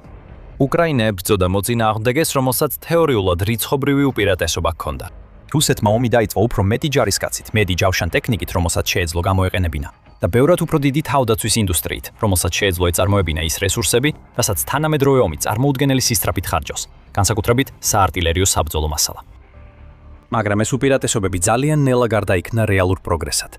2026 წლის დასაწყისში რუსეთს 250,000 დაღუპული ჰყავდა, თუმცა მისი შეტევა უმნიშვნელოდ წარმატებული იყო. პოხროვსკი ნათელ მაგალითად იქცა. უზარმაზარი რესურსები დაიხარჯა, დიდი დანაკარგები იყო და ბოლოს მხოლოდ დანგრეული ქალაქი დარჩა. მოსკოვისთვის ეს გზავნილი სხვა მნიშვნელობა აქვს. პუტინის პოლიტიკურ იდენტობას და ძალაუფლებას, განსაკუთრებით ბოლო 4 წლის ეკონომიკური ტკივილისა და მილიონი მსხვერპლის ფონზე, გადამწყვეტი გამარჯვების დაპირება ამართლებს. საწყისი მიზნები იყო კიევის დაკავება, უკრაინის მთავრობის დაშლა და უკრაინის რუსეთის გავლენის სფეროში დაბრუნება და შესაძლოა მთლიანად ფედერაციაში შერწყმაც. მაგრამ ყოველ დღე მიზნების მიუღწევლობა ნარატივს ასუსტებს. ამ ნარატივის შენარჩუნება უფრო რთულდება. საზღვარგარეთ კრემლს კიდევ უფრო მეტი ძალისხმევა სჭირდება, რათა შეინარჩუნოს კალბი გამარჯვებებისა და ტერიტორიული პრეტენზიების პროპაგანდა. დონეცკის სოფლის მეურნეობის მიწების თითოეულ კვადრატულ მილზე. გარდა ამისა, რუსეთის მცდელობა საკმარისი ჯარისკაცები და საბრძოლო მასალა გაგზავნოს ფრონტზე, მოითხოვს უზარმაზარ ინვესტიციას ინფრასტრუქტურაში. ეს ინფრასტრუქტურა იწვევს რღვევას ისეთი გზებით, რომლის დაბრუნებაც ძალიან რთული იქნება. რუსეთის რკინიგზა არის სახელმწიფო მონოპოლია, რომელიც ქვეყნის ტვირთის 87%-ს გადააქვს. ეს არის ხერხემალი ქვეყნისა, რომელიც მოიცავს 11 დროის სარტყელს და შესაბამისად რუსეთის სამხედრო მომარაგების ჯაჭვის ხერხემალია. 2026 წლის დასაწყისში რზეშტს 4 ტრილიონი რუბლის, ანუ 42 მილიარდი დოლარის ვალი აქვს, რაც ბოლო 16 წლის განმავლობაში კომპანიის ყველაზე მაღალი მაჩვენებელია. კომპანიამ 2025 წელს წმინდა ზარალი გამოაცხადა, რაც ბოლო 5 წლის განმავლობაში პირველი შემთხვევაა. მისი ფულადი რეზერვები 251 მილიარდიდან 21 მილიარდ რუბლამდე 12 ჯერ შემცირდა. მან თანამშრომლები უხელფასო შებულებაში გაუშვა, პერსონალი შეამცირა და საინვესტიციო პროგრამა მეოთხედით დაპატარავდა. რუსეთის მთავრობამ საგანგებოდ დაავალა 62 სართულიანი მოსკოვის ცათამჯენის გაყიდვა, რომელიც RZHD-მ 2024 წელს იყიდა. ეს ფაქტობრივად არის ნივთების გასაყიდვი ბაზრობა, რომლითაც კომპანია ცდილობს აანაზღაუროს ის უზარმაზარი ეკონომიკური ზარალი, რომლის პირობებშიც მუშაობს მთავრობის მოთხოვნების დასაკმაყოფილებლად. ხერხემალი გატეხილია და ტკივილი სხვაგანაც, მათ შორის ბრძოლის ველზე იგრძნობა.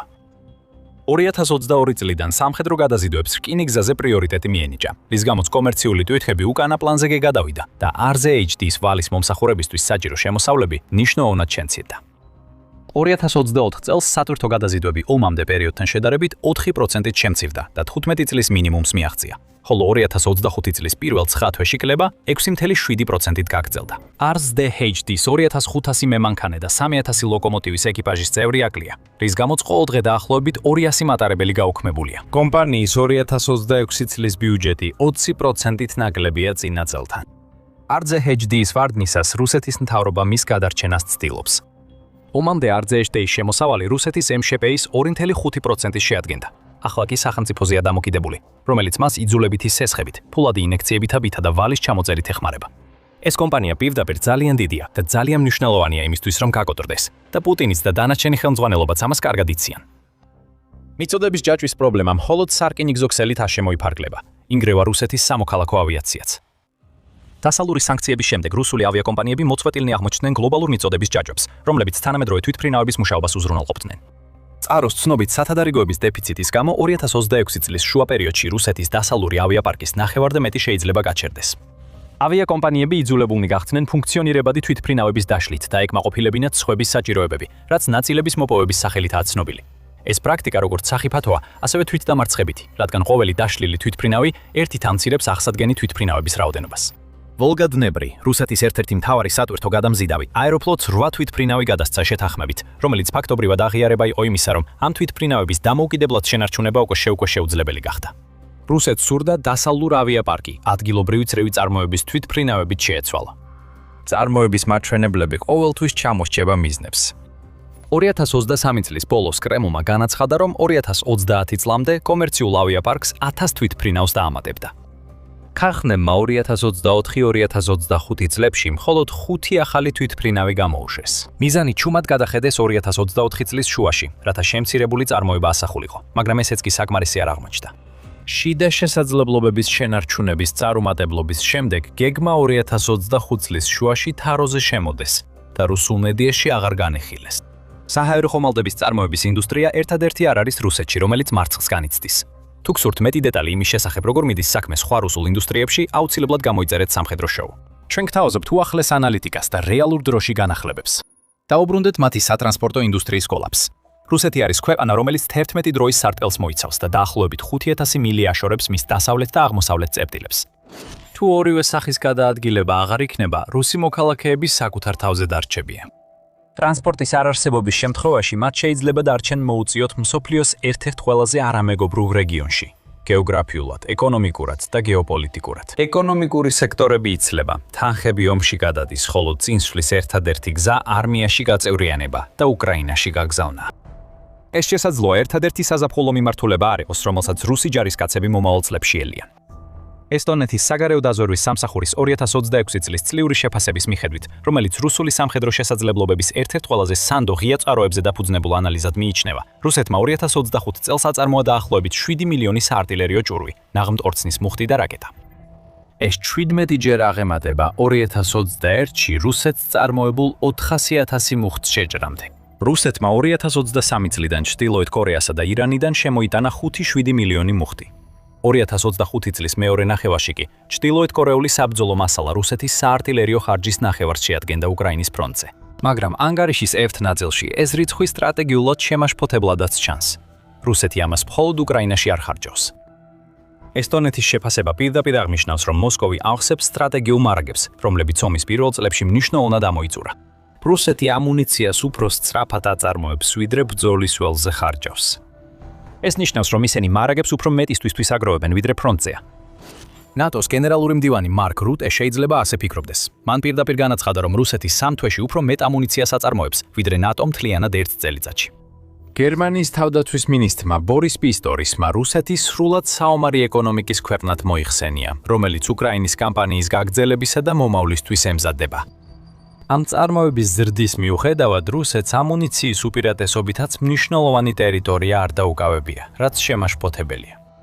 თუ ასე მუშაობდა, მაინც პოზიციებს კარგავ ან გაჩერებული ხარ, სად მიდის ეს ძალა? ერთ-ერთი ახსნა ფლანგვა და კორუფცია. რუსეთის ლოგისტიკური ჩავარდნები აჩვენებს, რომ დიდი რაოდენობის მარაგი ფრონტამდე ვერ მიდის. მაგრამ მეორე ახსნა, რომელსაც ესტონეთის დაზვერვის სამსახურის თავაზობს, უფრო შემაშფოთებელია. რუსეთი ძალიან დიდი ალბათობით ემზადება მომავალ კონფლიქტისთვის, მაშინაც კი როცა მისი ომი უკრაინის წინააღმდეგ გრძელდება. აქ ჩანს რუსეთის სტრატეგიის წინააღმდეგობები. კრემლი საომარი დროის სიმძლავრით მუშაობს თავდაცვის ინდუსტრიასა და საბრძოლო მასალის დაგროვებაზე, რაც დიდ კონფლიქტზე მომზადებას მიუთითებს. ომის მანქანის ეკონომიკური საფუძველი აშკარად ინგრევა. დასავლეთის სანქციებმა რუსეთი მოწყვეტა იმ ტექნოლოგიური იმპორტისგან, რომელიც აუცილებელია თანამედროვე წარმოების შესანარჩუნებლად. რუსეთის MCFS ზრდა შენელდა და 2025 წელს სავარაუდოდ 0.6%-დან 1% იქნება, მაშინ როცა 2024-ში 4.3% იყო, რაც სრულად საომარი ეკონომიკის რეჟიმს მიუთითებს და კვლავ ზრდის დასაწყებად ომის წარმატებით დასრულებაა საჭირო. და შემდეგ როგორც ყოველთვის არის ჩინეთი. რუსეთი სულ უფრო დამოკიდებულია ჩინეთზე, ნახევარგამტარებიდან ინდუსტრიულ მასალებამდე. პეკინს მნიშვნელოვანი ბერკეტი აქვს მოსკოვზე და შეუძლია განსაზღვროს რუსული ნავთობისა და გაზის ფასი, რაც რუსეთის ერთ-ერთი მთავარი შემოსავალია. ეს ბერკეტი გეოპოლიტიკურ გავლენად იქცა, სადაც ჩინეთი რუსეთს დასავლეთის ინსტიტუტების მანიპულირებასა და ნატოს გავლენის შესუსტებისთვის იყენებს რეგიონებში, რომლებიც მის ვაჭრობას სჭირდება. ახლო აღმოსავლეთში, აფრიკასა და სამხრეთ აღმოსავლეთ აზიაში. პუტინმა რუსეთი იმგვარ მარიონეტულ სახელმწიფოდ აქცია, როგორიც უკრაინაში სურდა, მაგრამ მსოფლიოს ამის გაცნობიერებას წლები დასჭირდა. ეს პუტინს ძალიან საშიშ მდგომარეობაში აყენებს. საწყისი სტრატეგია სწრაფი თავკაცობის მოცილებისა და შთანთქმისა პირველივე კვირაში ჩავარდა. გამოფიტვის სტრატეგიამ, რომელიც უკრაინის დასუსტებასა და სავლეთის მხარდაჭერაზე მეტხანს გაძლებას ისახავს მიზნად, გამოიწვია 250,000 დაღუპული და სატრანსპორტო სისტემის გაკოტრებას ინსტიტუციური კრახის ფონზე. პროპაგანდის სტრატეგია, რომ რუსებს ეუბნებიან ყველაფერი კარგადაა, სანამ არ დაიჯერებენ, მრავალმხრივი რღვევა. რუს ოფიცრებს აღარ აქვთ მნიშვნელოვანი ტყუილები და აშკარა ხდება, რომ სოფლის დაკავების ამბავი ნამდვილ პროგრესივით აღარც სიხარულს იწვევს. ამავე დროს უკრაინა აგრძელებს ნებისმიერი ცნობების უარყოფას რუსული წინსვლის შესახებ რეგიონში და პარალელურად ატარებს საკუთარ კონტრშეტევებს. რუსეთის სამხედრო დოქტრინის ჩავარდნები მაშინ გამოკვეთდა, როცა უკრაინამ რამდენიმე დრეში დაიბრუნა ხარკოვის რეგიონი, რაც ორი მსოფლიო ომის შემდეგ ერთ-ერთ ყველაზე ეფექტურ ოპერაციად იქცა და რუსი ჯარისკაცები გაქცევას აიძულა. მას რა დარჩენილი ვარიანტები აქვს პუტინს? სინამდვილეში უკეთესი კითხვა იქნებოდა, რამდენად საშიშია დარჩენილი ვარიანტები. სამწუხაროდ მსოფლიოს ბირთვული ვარიანტის განხილვა მოუწევს. ტაქტიკური ბირთვული იარაღის გამოყენება უკრაინის ტერიტორიაზე უკვე აღარ არის ისეთი წარმოუდგენელი, როგორიც იყო 2022 წელს და ეს ცვლილება თავისთავად შემაშფოთებელია. თუ დააკვირდებით, როგორ დაიწყეს დასავლეთის სამხედროებმა რეგულარული ოპერირება ახლო აღმოსავლეთში, ბოლო დროს ირანში, აშკარად ჩანს, რომ კონვენციური შეკავება მხოლოდ გარკვეულ ზღვამდეა ეფექტური. თუ ბირთვული პოზიციონირება ვერ შეაჩერებს აშშ-ს და ისრაელს ირანთან სრულმასშტაბიან ომამდე თითქმის მისვლისგან, პუტინი შეიძლება შემდეგი იყოს, ვინც სასოწარკვეთილ ნაბიჯებს გადადგამს. ერთ-ერთი ვარიანტია შეზღუდული ბირთვული ესკალაცია, როცა მცირე ბირთვული მოწყობილობა აფეთქდება უკრაინის სამხედრო კონცენტრაციის, ლოგისტიკური ჰაბის ან სიმბოლური ობიექტის ტერიტორიაზე, რაც კრემლის რამდენიმე მიზანს მოემსახურება. ეს დაანგრევს დასავლეთის საზოგადოებრივ მხარდაჭერას მიმდინარე ჩართულობის მიმართ. გამოცდის ნატოს წითელი ხაზები რეალურია თუ სიმბოლური და პუტინს მისცემს დრამატულ შესაძლებლობას შეცვალოს ნარატივი წლების განმავლობაში არსებული ჩიხის შემდეგ. რისკები ორივე მიმართულებით სერიოზულია. უკრაინაზე ბირთვული დარტყმა თითქმის აუცილებლად გამოიწვევს ნატოს პასუხს, მათ შორის რუსეთის სამხედრო რესურსების განადგურებასა და გლობალურ სამხრეთთან რუსეთის დარჩენილი სავაჭრო კავშირების დაშლას. ეს ჩინეთის უკმაყოფილებას მოსკოვის არაპროგნოზირებადობით გააძლიერებს. პეკინი საჯაროდ ეწინააღმდეგებოდა ბირთვული იარაღის გამოყენებას უკრაინაში, ხოლო დარტყმა აიძულებს სი ძინპინს ღიად დაუპირისპირდეს აშშ-ს ბირთვულ პოლიტიკას. ტაქტიკური ბირთვული დარტყმა ომის საბაზისო ბალანსს ვერ შეცვლის. უკრაინა ან კაპიტულაციას გამოაცხადებს რუსეთის წინაშე, რაც ნაკლებად სავარაუდოა, ან გააგრძელებს დარტყმებს ტერიტორიის დასაბრუნებლად და ნატოს დახმარების მისაღებად. ნატო სავარაუდოდ არასდროს დატოვებს უკრაინას, რაც უკრაინას უფრო აგრესიული შეკავების პოლიტიკისთვის მსხვერპლად აქცევს, რომლის მიხედვითაც შემდგომი თავდასხმების თავიდან ასაციდან ასაცილებლად თავად რუსეთს მიაყენებენ ბირთვულ დარტყმას. ეს პუტინს ტოვებს ან გარდაცვლილად, ან ქვეყნის სათავეში, რომელიც ეკონომიკურად და სამხედრო თვალსაზრისით განადგურებულია და შესაძლოა დაკარგოს მთავარი მოსახლეობითი ცენტრები და სამხედრო ობიექტები. მეორე სცენარია სტაგნაცია, არსებული ხაზების შეგნებულად გატინვა და აქტიური ოპერაციების უფრო დაბალ ინტენსივობამდე შემცირება. და შემდეგ რამდენიმე წელს დაუთმობს საბრძოლო მასალის მარაგების აღდგენას, დაკარგული ჯავშან ტექნიკის ჩანაცვლებას და ჩუმად მომავალი უფრო მასშტაბური შეტევისთვის მზადებას.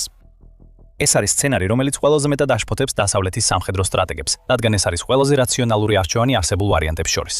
მრავალწლიანი პაუზა რუსეთს მისცემდა დროს, თავიდან შეექმნა ის ჯავშან-სატანკო დარტყმის ძალა, რომელიც 2022 წელს დაკარგა. შეეფსო საარტილერიო მარაგები იმ დონემდე, რომ შეძლოს გაცილებით ძლიერი საწყისი შეტევის განხორციელება, ვიდრე ის, რომელიც კიევთან ჩავარდა და დაელოდოს დასავლეთის პოლიტიკური ნების შესაძლო ცვლილებებს. აქ რისკები მაღალია და გეოპოლიტიკური გარემოებები ამ პრობლემებს ამძაფრებს. გაყინული კონფლიქტი ნიშნავს, რომ უკრაინა უძრავად უნდა დარჩეს, სანამ რუსეთი ძალებს აღიდგენს, რაზეც უკრაინა არ თანხდება. და რაც მთავარია, ნებისმიერი ხანგრძლივი პაუზა ნატოსთვის პირდაპირი დადასტურება იქნება იმისა, რომ ფართომასშტაბიანი ომისთვის მზადება მიმდინარეობს. საბოლოო ჯამში არ არსებობს მიზეზი უბრალოდ შეწყვიტო ომი და მშვიდობა ითხოვო, როცა იმავე ომისთვის კიდევ უფრო მეტ იარაღს ამზადებ. მესამე და ყველაზე მოსაოდნელია, ისევ იგივე ვნახავთ. რუსეთი გააგრძელებს მცირე შეტევების განხორციელებას, რომლებიც საკმარისად დიდია იმისთვის, რომ ყურადღება მიიპყროს. უკრაინა კი განახორციელებს მეტ კონტრშეტევებს. თუ რომელიმე მხარე მნიშვნელოვნად დასუსტება, ომი 2026 წელს შეიძლება დასრულდეს. ასევე შესაძლებელია ომი წლები ჩიხში დარჩეს და არ გადაწყდეს. თვეების გასვლასთან ერთად რუსეთის მთავრობის შიდა წნეხი გაიზრდება, სანამ სისტემა გათვდება. სანამ ყველა ყურადღებას ამახვილებდა აშშ-ის მიერ ირანის განადგურებაზე, უკრაინა ყურადღების მიღმარჩებოდა.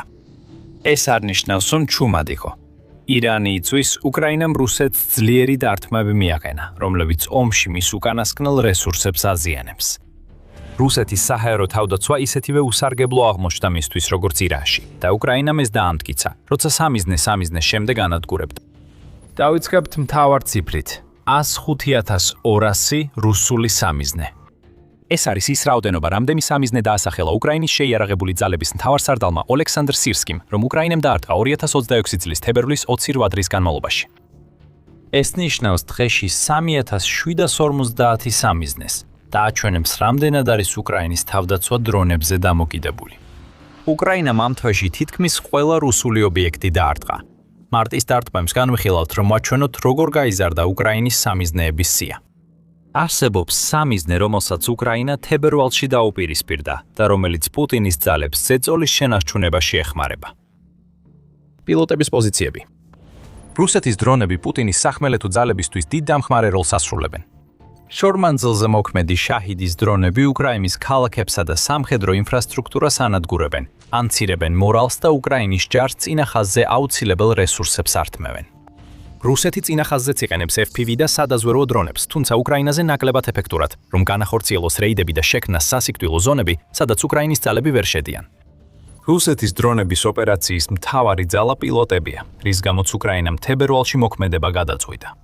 შეწყვიტეთ ისრებზე დამიზნება და დაიწყეთ მშვილდოსნებზე დარტყმა. სირსკის თქმით, უკრაინა ვერ გაანადგურებს ფრონტზე რუსული FPV დრონების სრულ რაოდენობას. უკრაინის თავდაცვის ძალები კვლავ ლიდერობენ მრავალროტორული FPV დრონების გამოყენებაში. თუმცა რუსებმა უკვე შეძლეს დრეში 19,000-ზე მეტი FPV დრონის წარმოება, აღნიშნა სირსკიმ ტელეგრამზე. თუ ეს სიმართლეა, ეს ბევრად აღემატება იმ 2 მილიონ FPV დრონს, რომლის წარმოებასაც რუსეთი როგორც მიიჩნევდა, 2025-ში ახორციელებდა. დღეში თითქმის 5,500 დრონი. ამ ყველა FPV დრონის განადგურება შეიძლება შეუძლებელი იყოს, მაგრამ ის, რაც უკრაინას შეუძლია, არის დრონების ოპერატორების მიზანში ამოღება. საბოლოო ჯამში თუნდაც საუკეთესო FPV დრონებსაც სჭირდებათ ადამიანი, რომელიც პულტით მართავს მათ. პილოტების პოზიციების განადგურება ასობით თუ არა ათასობით FPV დრონს გამოუყენებელს ხდის. სწორ მოქმედების შემთხვევაში რუსეთი მხოლოდ პოზიციებს არ დაკარგავს. პილოტები დრონების მართვისას იღუპებიან, ამიტომ რუსეთი ახალ ხალხს ეძებს მათ შესაძლებლად. რუსეთი ცდილობს მეტი პილოტი შეაგროვოს. სიერსკის თქმით, რუსეთი უპილოტო სისტემების ჯარისკაცებს 1 აპრილისთვის 101,000-მდე გაზრდის. მაგრამ ერთ-ერთი რამ, რაც უკრაინამ თებერვალში შეძლო, იყო იმის ჩვენება იმ პილოტებისთვის, რომლებიც საბრძოლო ხაზების უკან მოქმედებენ, რომ ისინი უსაფრთხოდ არ არიან. უკრაინას შეუძლია მათ დაარტყას და მათი FPV დრონები ომიდან გამოთიშოს ისე, რომ თვითონ დრონები არ გაანადგუროს. შორმანძილზე მოქმედი დრონების საკითხზეც იგივე შეიძლება ითქვას.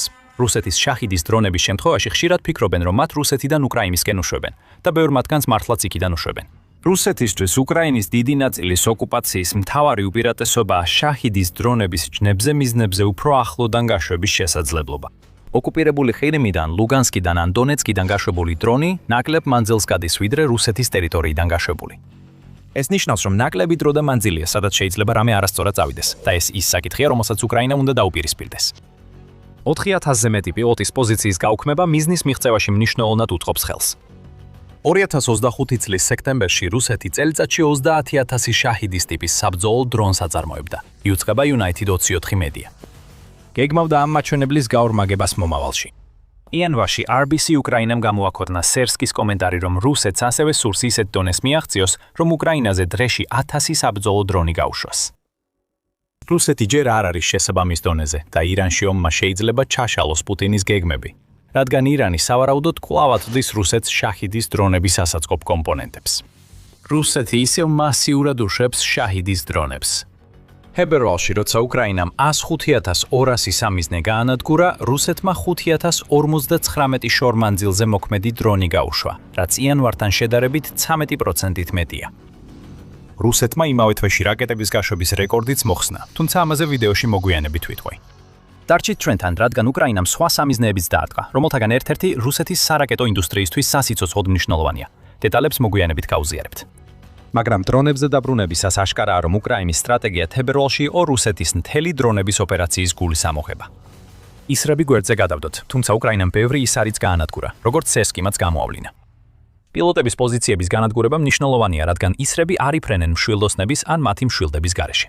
100,000-ზე მეტი განადგურებული სამიზნის, მათ შორის ტექნიკის, ჯარისკაცების შეკრებებისა და სარდლობის ცენტრების დამატებით, ხედავთ რუსული ძალების შემცირებას, სადაც უკრაინა დრონებს იყენებს პუტინის ჯარისკაცების მთავარი საფრთხეების დასამარცხებლად. შემდეგ მარტზე გადავდივართ. მიუხედავად იმისა, რომ მისი დრონული ოპერაციის ბირთვი ნამსხვრევებად იყო ქცეული, უკრაინას მარტშიც 1 წუთითაც არ შეუნელებია ტემპი.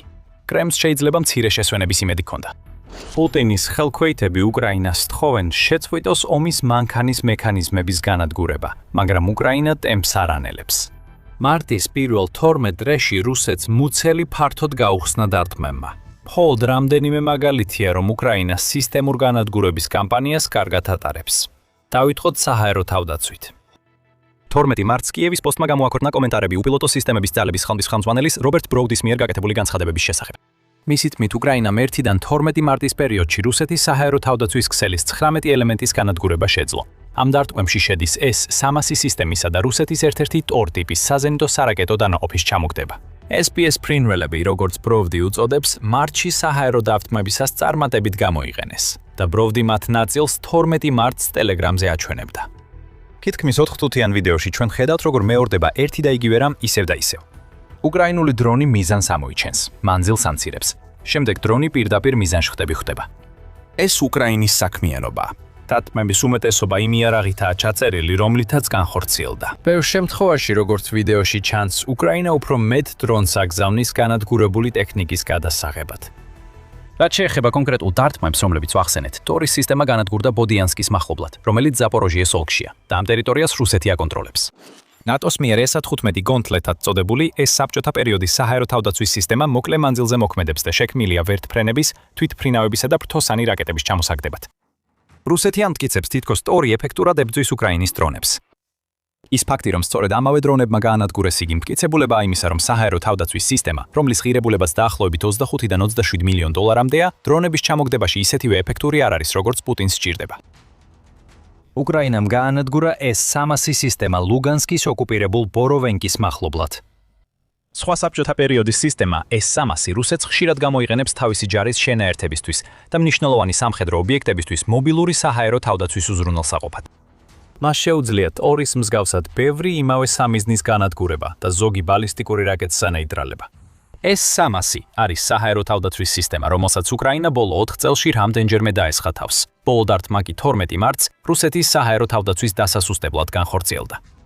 და როგორც ადრე პილოტების პოზიციებთან დაკავშირებით ვახსენეთ, არსებობს მიზეზები, რატომაც სურს უკრაინას რუსეთის საჰაერო თავდაცვის განადგურება. სანამ მიზეზებზე დეტალურად ვისაუბრებთ, გახსოვდეთ, თქვენ უყურებთ სამხედრო შოუს. თუ ჯერ არ გაქვთ გამოწერა, ეხლა იდეალური დროა დააჭიროთ ამ ღილაკს. ეხლა უკრაინის მიზეზები რუსეთის საჰაერო თავდაცვის სისტემების განადგურებისთვის. უკრაინის თქმით, ომრაინის დაწყებიდან 14 მარტამდე ასეთი 1322 სისტემა განადგურდა.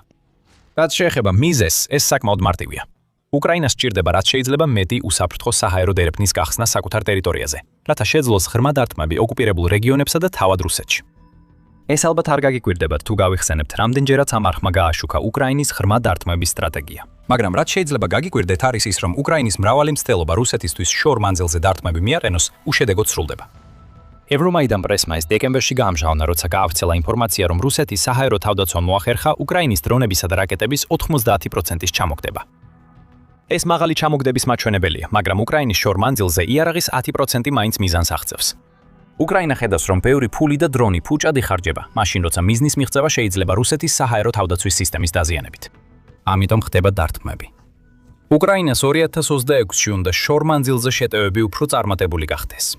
ეს ხელს უშლის რუსეთის ძალებს ფრონტზე, რადგან უკრაინის სტრატეგიული სამიზნეები მოიცავს პილოტების პოზიციებს, ნავთობს, საწყობებს, საწვავს და სხვა რესურსებს, რაც პუტინის არმიას ამუშავებს. ამ მანქანის ძირითადი ნაწილების ნაკლებობა რუსულ ფრონტს ასუსტებს. ასევე გასათვალისწინებელია რუსეთის მიმდინარე პრობლემები საჰაერო თავდაცვასთან დაკავშირებით. სანქციებმა სერიოზული ზიანი მიაყენა კრემლის შესაძლებლობას ააშენოს მეტი საჰაერო თავდაცვა. ევრომაიდან პრესის ინფორმაციით. დეკემბერში გამოქვეყნებული სტატია კიევის პოსტში ადასტურებს, რომ რუსეთისთვის საჰაერო თავდაცვის ასაშენებლად ძირითადი კომპონენტების მოპოვების უნარობა მისი თავდაცვის ყველაზე დიდი სისუსტეა. კომპონენტების არქონა ნიშნავს, რომ ახალი საჰაერო თავდაცვის სისტემები აღარ იქნება, ან სულ მცირე. საჰაერო თავდაცვა მეტისმეტად ნელი ტემპით აღდგება და უკრაინის მიერ განადგურებულ დანაყოფებს დროულად ვერ ჩაანაცვლებს. თლიანად მიწოდების ჯაჭვის ჩავარდნებმა რუსეთი რთულ მდგომარეობაში ჩააყენა, რადგან ახლა მას უწევს არჩევანის გაკეთება. ან ჩაანაცვლოს უკრაინის მიერ განადგურებული სისტემები რუსეთში მდებარე საჰაერო თავდაცვის ფრონტზე გადატანით, ან დატოვოს უკრაინის მიერ შექმნილი ხვრელები, რათა დაიცვას ობიექტები საკუთარ ტერიტორიასთან ახლოს. ყოველი საჰაერო თავდაცვის სისტემა, რომელსაც რუსეთი აშენებს და რომელიც უცხოურ ნაწილებზეა დამოკიდებული, იქნება ეს სანქცირებული ქვეყნებიდან თუ არა, მშენებლობის პროცესში დიდ შეფერხებებს აწყვდება. კიევის პოსტის თქმით, რუსეთს ერთ დათმას ან სანქციას აშორებს იმ მდგომარეობამდე, როცა ვეღარ აწარმოებს S-400 საჰაერო თავდაცვის სისტემებს, რაც ომიდან მნიშვნელოვან სისტემას ამოიღებდა. უკრაინა ნებისმიერ შემთხვევაში იმარჯვებს, მიუხედავად რუსეთის რეაგირების. იმ უსაფრთხო საჰაერო დერეფნებს, რომლებიც მას სჭირდება, ხსნიან, რაც უკრაინას საშუალებას აძლევს კიდევ უფრო მეტი დარტყმა მიაყენოს რუსეთს და მის საომარ მანქანას. დავამატოთ დარტყმები. კიდევ რამდენიმეა, მათ შორის უკრაინის თავდასხმა რუსულ სარაკეტო ცენტრზე, რასაც ადრე შეეხეთ. დარჩით ჩვენთან ვიდეოს ბოლომდე, რომ ამის შესახებ გაიგოთ. ამასობაში უკრაინა მარტში კიდევ ერთი ობიექტი დაარტყა, რომელიც მის სტრატეგიაში ჩდება რუსეთის ფრონტის დასასუსტებლად. საწვავის მატარებელი.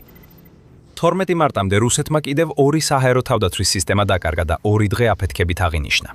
იმ დღესაც კი, როცა უკრაინამ S-300 გაანადგურა, მან ასევე გაანადგურა საბრძოლო მასალის საწყობი ოკუპირებულ ლუგანსკში, რის შედეგადაც ათასობით ჭურვი გაანადგურდა. ასევე გაანადგურა სარემონტო ნაწილი, რომელიც ეკუთვნოდა რუსეთის საარტილერიო ბრიგადას იაკიმივკაში, რომელიც ზაპორიჟიაში მდებარეობს. მაგრამ მაშინ, როცა რუსეთი ამყოლა დარტყმას უმკლავდებოდა, კიდევ უფრო მეტი უკრაინული დრონი მიემართებოდა ლუგანსკის რეგიონში, რათა დაენგრია საწვავისა და საფოხი მასალების მატარებელი დოჟანსკის სექტორში. თითქმის ზედმეტია თქმა, რატომ იყო ეს დარტყმა მნიშვნელოვანი. რუსეთის ძალებს საწვავის გარეშე ტანკებისა და ჯავშანმანქანების გამოყენება შეეძლებათ.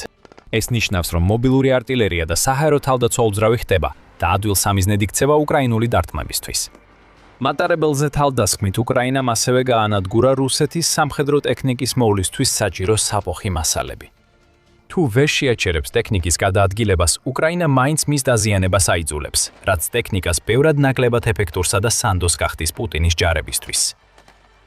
ლუგანსკის საწვავის მატარებელზე დარტყმით უკრაინამ თითქოს რუსეთის ტაქტიკა გამოიყენა. ორივე მხარეს ძალიან კარგად ესმის ლოგისტიკის სიკის მნიშვნელობა და განსაკუთრებით ის, თუ რა მნიშვნელოვან როლს ასრულებს რკინიგზა მათი არმიების მოძრაობის უზრუნველსაყოფად. რუსეთის ტვირთების დაახლოებით 90% რკინიგზით გადაადგილდება და ეს იმდენად უეხება სამხედრო ტვირთებს, რამდენადაც კომერციულ ტვირთებს. რუსეთის ჯარს საწვავისა და ზეთის მისაღებლად მატარებლით უნდა ჩამოიტანოს.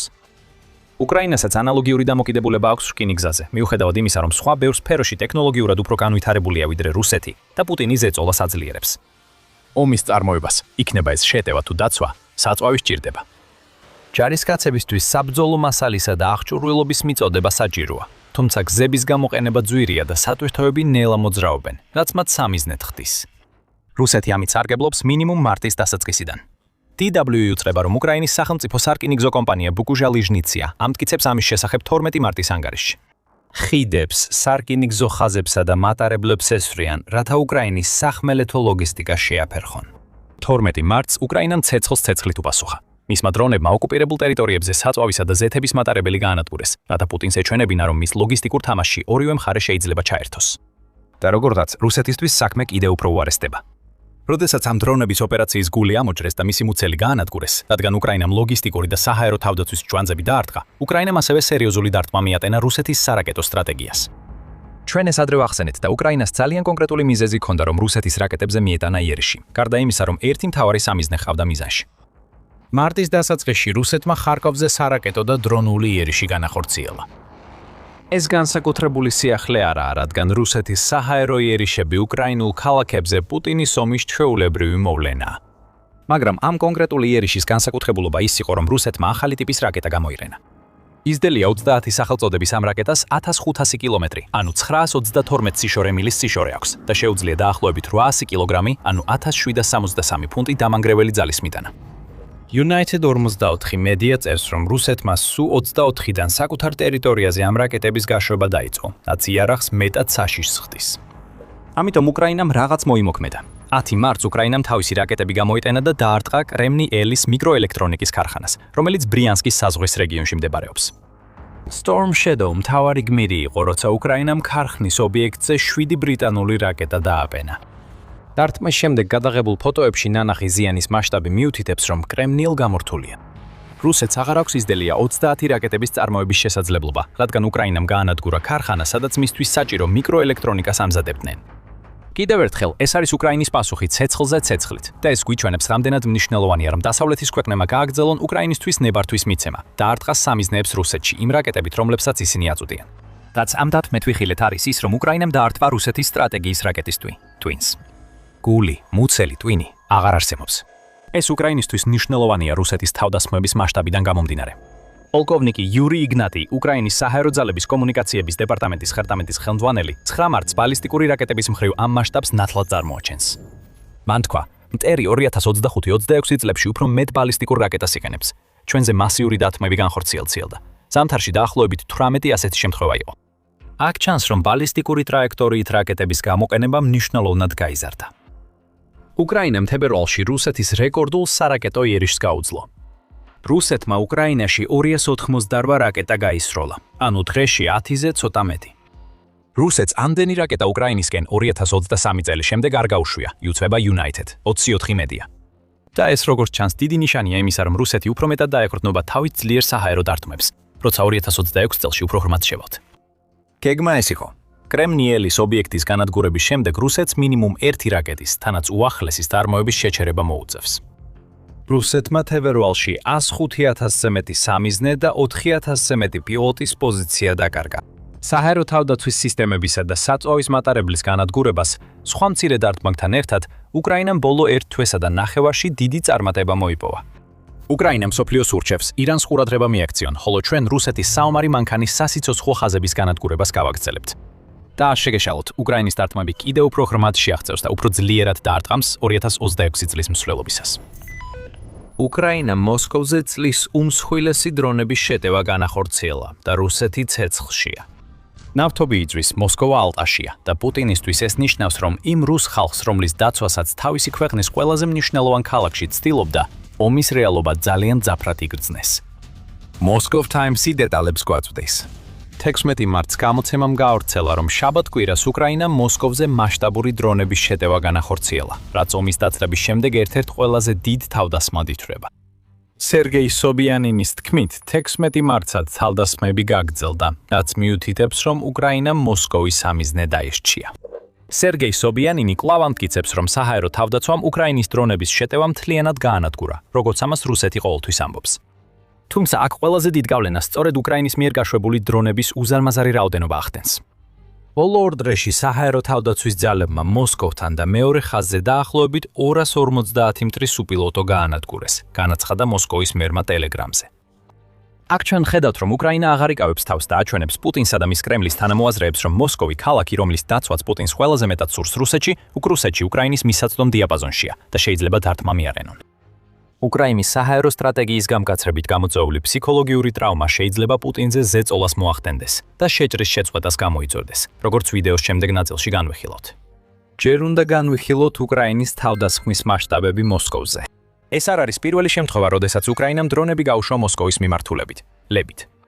უკრაინამ მოსკოვში რეკორდულ დრონულ შეტევამდე თითქმის ზუსტად 1 წლით ადრე, 2025 წლის მარტში, მსგავსი რამ უკვე სცადა. რუსეთის თავდაცვის სამინისტრო აცხადებს, რომ უკრაინის 91 დრონი ჩამოაგდეს მოსკოვსა და მის შემოგარენში 3 ადამიანი დაიღუპა. უკრაინის ბოლო თავდასხმაზე მსხვერპლი არ დაფიქსირებულა, თუმცა თვითმხილველებმა აფეთქებები აღნიშნეს და უკრაინის თავდასხმის გამო მოსკოვის რეგიონის მასშტაბით აეროპორტები დაიხურა. კიევის პოსტის ცნობით ადგილობრივები აცხადებენ, რომ აფეთქებები მოხდა მოსკოვის ტროიცკის ადმინისტრაციულ ოლქში, პოდოლსკში, დომოდედოვოში, დუბნაში, მოზაისკში, ისტრაში, სოლნეჩნოგორსკსა და ნაროფომინსკში, სადაც უკრაინის დრონების შეტევებია. ასევე აეროპორტებიც დაიხურა. როსავიაციამ უკრაინის მასშტაბური დრონული თავდასხმის შემდეგ რუსეთის რამდენიმე აეროპორტში ფრენები შეზღუდა. ვნუკოვოს, დომოდედოვოს, ჟუკოვსკისა და შერემეტიევოს აეროპორტებში ფრენები ან გაუქმდა, ან გადაიდო და მხოლოდ ვნუკოვომ შეძლო ნორმალურ რეჟიმში დაბრუნება. კიევ პოსტის ცნობით, სხვა აეროპორტები ფრენებს უწყებებთან კოორდინაციით ასრულებენ. რუსეთს ახლა აეროპორტების დახურვაზე მეტი პრობლემა აქვს. მოსკოვისგან შორს ნავთობი იწვის. მოგვიანებით კეთხვით ადგილს, მაგრამ უკრაინისთვის მოსკოვის აეროპორტების დახურვა ძალიან მნიშვნელოვანია. აეროპორტის დახურვა ფრენების შეფერხებას ან გაუქმებას იწვევს და ათასობით რუსს საჩერებს აეროპორტებში. ფსიქოლოგიურად ეს ნათელი ნიშანია, რომ უკრაინის დრონები აღწევენ რუსეთის ტერიტორიაზე. რაც არ უნდა ეცადოს პუტინი დრონებით დარტყმების მტკიცებულებების დამალას, რაც კრემლის მიერ ტელეგრამზე ცდომის შეზღუდვის ერთ-ერთი მთავარი მიზეზია, უსაფრთხოების მიზნით ფრით ფრენების შეჩერება მაინც მკაფიო გზავნილია. უკრაინის დრონები ცაში არიან. ფრენების გაუქმება ბილეთების დაბრუნებას და კრემლისთვის შემოსავლის დაკლებას იწვევს. 2025 წლის ივლისში მასიური დრონების თავდასხმამ რუსეთის 10 ქალაქში 2000 ფრენის დაგვიანება და 485-ის გაუქმება გამოიწვია. დაახლოებით 43000 ბილეთის დაბრუნება გახდა საჭირო ამ პრობლემების შედეგად და ეს არის დიდი რაოდენობის დასაბეგრი შემოსავალი, რომელიც რუსი მოქალაქეების ჯიბეში ბრუნდება და კრემლი მასზე ხელმისაწვდომობას კარგავს. ამიტომ ყოველი დარტყმა, რომელიც აეროპორტებს აჩერებს, ფინანსურად აზარალებს პუტინის საომარ მანქანას. და ამავდროულად ეს არის დარტყმა კრემლის პროპაგანდის გულში, რომელსაც ის ცდილობს რუსი ხალხის კოლექტიურ გონებაში ჩაამაგროს. ამ ამბავს კიდევ ერთი დეტალი აქვს. კიევის პოსტის მიხედვით რუსული სამხედრო ბლოგინგის ტელეგრამ არხ შოტის ცნობით, უკრაინამ მოსკოვზე თავდასხმებში FP-1 ტიპის დრონები გამოიყენა. უკრაინამ დრონები ტალღებად, ერთდროულად 8-დან 10-მდე გაუშვა. ამ დრონებს მაქსიმუმ 60 კილოგრამი ან 132 ფუნტი ასაფეთქებელი ნივთიერების დარებერების დარება და 1400 კილომეტრამდე, ანუ 869 მილი დაფარვა შეუძლიათ, რაც მოსკოვის მოქმედების არეალში მოქცევას ნიშნავს. ეს დრონები ახალი დამატებაა უკრაინის ომის საჰაერო ასპექტში. FP1 2025 წლის მაისში წარადგინეს. იუწყებოდნენ, რომ მას ორჯერ მეტი ასაფეთქებლის გადატანა და 200 კილომეტრით, ანუ 124 მილით უფრო შორს გაფრენა შეეძლო, ვიდრე კიევ-პოსტი ამტკიცებს. მილიტანი თქვა, რომ მაისისთვის უკრაინა უკვე დიდი რაოდენობით დრონებს აწარმოებდა და მათ რუსეთზე რამდენიმე თავდასხმის განსახორციელებლად გამოიყენეს. ნოემბერში უკრაინის ახალმა ხმა FP1 გააშუქა და გამოკო, როგორც დრონი, რომელსაც შეუძლია შეცვალოს ქვეყნის შორ მანძილზე მოქმედების სტრატეგია. FP1 კლასში ყველაზე იაფი და ყველაზე ეფექტური დრონია, განაცხადა Firepoint-მა. და დაბალ ფასთან ერთად მოდის შესაძლებლობა გაუშვან ამ დრონების მასიური ჯგუფები, რაც ზუსტად ისაა, რასაც ახლა მოსკოვში ვხედავთ. FP1-ის მეშვეობით უკრაინას აქვს იაფი დრონი, რომლითაც შეუძლია რუსეთის საჰაერო თავდაცვის გადატვირთვა. მიუხედავად იმისა, რომ მოსკოვზე თავდასხმამ ჯერჯერობით შედეგი არ ეტყობა, ყოველ შემთხვევაში ასეთი ინფორმაცია არ გავრცელებულა, უკრაინამ პუტინს მკაფიო გაფრთხილება გაუგზავნა. როდესაც უკრაინის დრონ რაკეტა ჰიბრიდებთან, მაგალითად ფლამინგოსთან ერთად გამოიყენება, FP1 შეიძლება გახდეს დრონი, რომელსაც უკრაინა გამოიყენებს მოსკოვის საჰაერო თავდაცვის გასაწმენდად და ამით რუსეთის დედაქალაქზე დამანგრეველი დათმობის განხორციელების საშუალებას მისცემს. ვამბობთ, რომ მოსკოვზე განხორციელებული ერთ-ერთი ყველაზე მასშტაბური დარტყმისგან, რაც ომში აქამდე გვინახავს, შედეგი თითქოს არ ჩანს. რეალობა კი ისაა, რომ ჩვენ არაფერი ვიცით იმ მცირე ინფორმაციაზე მეტი, რასაც რუსული ხელისუფლება ავრცელებს. ისინი ამბობენ, რომ სვერპლი არ არის და ჩამოაგდეს 250 დრონი. უკრაინა დუმილს ინარჩუნებს, ხოლო მოსკოვმა ამ დარტყმების დროს გარკვეული ნაბიჯები გადადგა, რაც მიუთითებს, რომ ისინი სასოწარკვეთილად ცდილობენ კონტროლი შეინარჩუნონ ნარატივზე. გავიხსენოთ ტელეგრამის გათიშები, რომელზეც ადრე ვახსენით. The Moscow Times წერს, რომ იმავე შაბათ-კვირას, როცა უკრაინამ FP1-ებით მასობრივი შეტევა დაიწყო, რუსეთში ხალხმა ტელეგრამზე ცდომა დაკარგა. აპრილში მოსალოდნელია სრული რეპრესიები, რაც ამ სოციალური მედიის აპლიკაციის რუსეთში დასრულებას შეიძლება ნიშნავდეს. ბოლო გათიშვა, რომელიც უკრაინის თავდასხმას დაემთხვა, აჩვენებს, რომ კრემლი ნაადრევად მოქმედებს, შესაძლოა, რათა მოსკოვზე იერიშის შესახებ ცნობები და კადრები არ გავრცელდეს. Moscow Times-ის ცნობით, Telegram თითქმის აღარ მუშაობს ბევრი რუსისთვის, ვინც VPN-ს არ იყენებს. და Telegram-ის დაკარგვა ერთადერთი მაჩვენებელი არ არის იმისა, რომ რუსეთი რაღაცის დამალვას ცდილობს. როგორც Kiev Post-მა 15 მარტს გავრცელა, ბოლო რამდენიმე დღის განმავლობაში ციფრული ბლეკაუტი ასევე დაფიქსირდა მოსკოვსა და სანქტ-პეტერბურგში. ეს ბლეკაუტი, როგორც ჩანს, კრემლის ინიციატივით, მოხდა 19 მილიონ ადამიანს მობილური ინტერნეტი შეუწყდა. ამბობენ, რომ ეს გადატრიალების გეგმას უკავშირდება, რომელიც რუსეთის თავდაცვის სამინისტროში შენცირებების დროს შეიქმნა. მაგრამ საბოლოო ჯამში ეს ნიშნავს იმას, რომ რუსეთი ცდილობს წაართვას საგოფარ ხალხს, ის საშუალებები, რომლითაც ისინი შეძლებდნენ მოეხსენებინათ უკრაინის რეკორდული დრონული შეტევების წარმატებაზე ან წარუმატებლობაზე მოსკოვში. ეს მტკიცებულებების ჩახშობაა, ინფორმაციის შეზღუდვა და იმ სიმართლის ჩახშობა, რომლის დამალვაც პუტინს ასე სასოწარკვეთილად სურს. მაგრამ მიუხედავად იმისა, რომ კრემლი ასე გამალებით ცდილობს მოსკოვში თავისი ნარატივის შენარჩუნებას, რუსეთის კიდევ ერთი რეგიონი უამრავ მტკიცებულებას იძლევა იმის შესახებ, რომ უკრაინის დრონები მიზნებს ზუსტად ურტყამენ. ახლავე გეტყვით, სად და რა მოხდა. მაგრამ სანამ ამას გავაკეთებთ, შეგახსენებთ, რომ თქვენ უყურებთ სამხედრო შოუს. თუ გსურთ მეტი ასეთი ანალიზი, აუცილებლად გამოიწერეთ არხი, რომ არც ერთი ვიდეო არ გამოგრჩეთ. მოსკოვის ოფლაინ რეჟიმისა და დრონების ფონზე კრასნოდარში რუსეთს სერიოზული პრობლემები აქვს. კრასნოდარი, რუსეთის კრასნოდარის მხარის დედაქალაქი, მდებარეობს მოსკოვის სამხრეთით, დაახლოებით 1300 კილომეტრში და შავი ზღვისგან 100 მილზე ახლოს. ეს მდებარეობა მნიშვნელოვანია, რადგან ნიშნავს, რომ კრასნოდარი უკრაინის დრონებისა და რაკეტებისთვის ერთ-ერთი მთავარი სამიზნეა. რეგიონში არის ნავთობის საცავები, რომლებსაც რუსეთი იყენებს საწვავის და მარაგების ოკუპირებულ უკრაინაში გადასატანად. ამაზე დაყრდნობით, რას დაარტყა უკრაინამ იმავე შაბათ-კვირას, როცა 250 დრონი მოსკოვისკენ გაგზავნა. თუ თქვით რუსული ნავთობი, ზუსტად სწორად გამოიცანით. 16 მარტის დილის საათებში უკრაინამ მასიური დრონების იერიში მიიტანა კრასნოდარის მხარეზე და ამ დროს დაარტყა ადგილობრივ ნავთობის საცავს. ქალაქში აფეთქებების შესახებ ცნობები ღამის 2-ზე გავრცელდა და მალე უკრაინის წარმატების მტკიცებულება იმდენი იყო, რომ რუსულ ხელისუფლებას ვეღარ შეეძლო დაეფარა ნავთობის ხანძარი. უკრაინის იერიშის შემდეგ კრასნოდარის საგანგებო სამსახურმა თქვა, რომ დრონების შეტევამ ლევინის ინდუსტრიულ ზონაში ნავთობის საცავში ხანძარი გააჩინა. წინასწარი ინფორმაციით დაღუპულები არ არიან. შეიძლება დაღუპულები არ ყოფილა, მაგრამ ხანძარი საკმაოდ დიდი იყო. ექსილანოვა პლუსმა ეს დაადასტურა საკუთარ ტელეგრამ არხზე გამოქვეყნებული პოსტით, სადაც უკრაინის დარტყმის შემდეგ გადაღებული რამდენიმე ვიდეო გააზიარა. ყოველი ვიდეო ასახავს მასიურ ხანძარს ლუბინსკის ინდუსტრიულ ზონაში, რომელიც ვიდეოების გადახვევისას კიდევ უფრო ძლიერდება. უკრაინას თავდასხმაზე კომენტარი არ გაუკეთებია, მაგრამ ანგარიშებიდან ჩანს, რომ ნავთობის საცავზე დრონებით იერიში მიიტანა. რუსეთის მხრივ კრასნოდარის საგანგებო სამსახურის კომენტარების გარდა კვლავ ისმენთ იმავე საბაბს, რასაც რუსი ხელისუფლება ხშირად იმეორებს. ეს არ ყოფილა უკრაინის შორი მანძილის დრონების პირდაპირი მოხვედრა, არა რუსეთო. რუსეთის საჰაერო თავდაცვა იმდენად ეფექტური იყო, რომ ყველა დრონი კრასნოდარის თავზე გაანადგურა. და უბრალოდ დამთხოვაა, რომ ამ დრონების ნამსხევები ისეთი ძლიერი აფეთქებით დაეცა ნავთობს საცავზე, რომ მთელი საცავი ცეცხლში გაეხვა. და ალი იმდენად დიდი იყო, რომ შორიდანაც კი ჩანდა. რუსეთის მიერ უკრაინის დრონების იერიშების გაშუქებისას დეჟავიუს შეგრძნება ხომ არ გაქვთ. როგორც ჩანს, ყოველჯერზე ზიანს ნამსხვრევები აკენებს და არა თავად დრონები.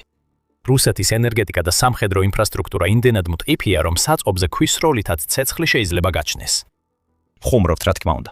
სინამდვილეში კი მოხდა ის, რომ მსოფლიოს ყველაზე ზუსტი დრონის ნამსხვრევებმა კიდევ ერთხელ დაარტყა. ეს ნამსხვრევები დრონზე დარჩა, რადგან რუსეთის საჰაერო თავდაცვამ მისი ჩამოგდება ვერ შეძლო. The Kiev Independent ამატებს, რომ კრასნოდარის მხარე ბოლო კვირაში უკრაინის მუდმივი სამიზნეა. 15 მარტს უკრაინამ ტიხორეცკის ნავთობის სატუმსადგურს დაარტყა, რომელიც რეგიონში მთავარ სატრანზიტო პუნქტად ითვლება.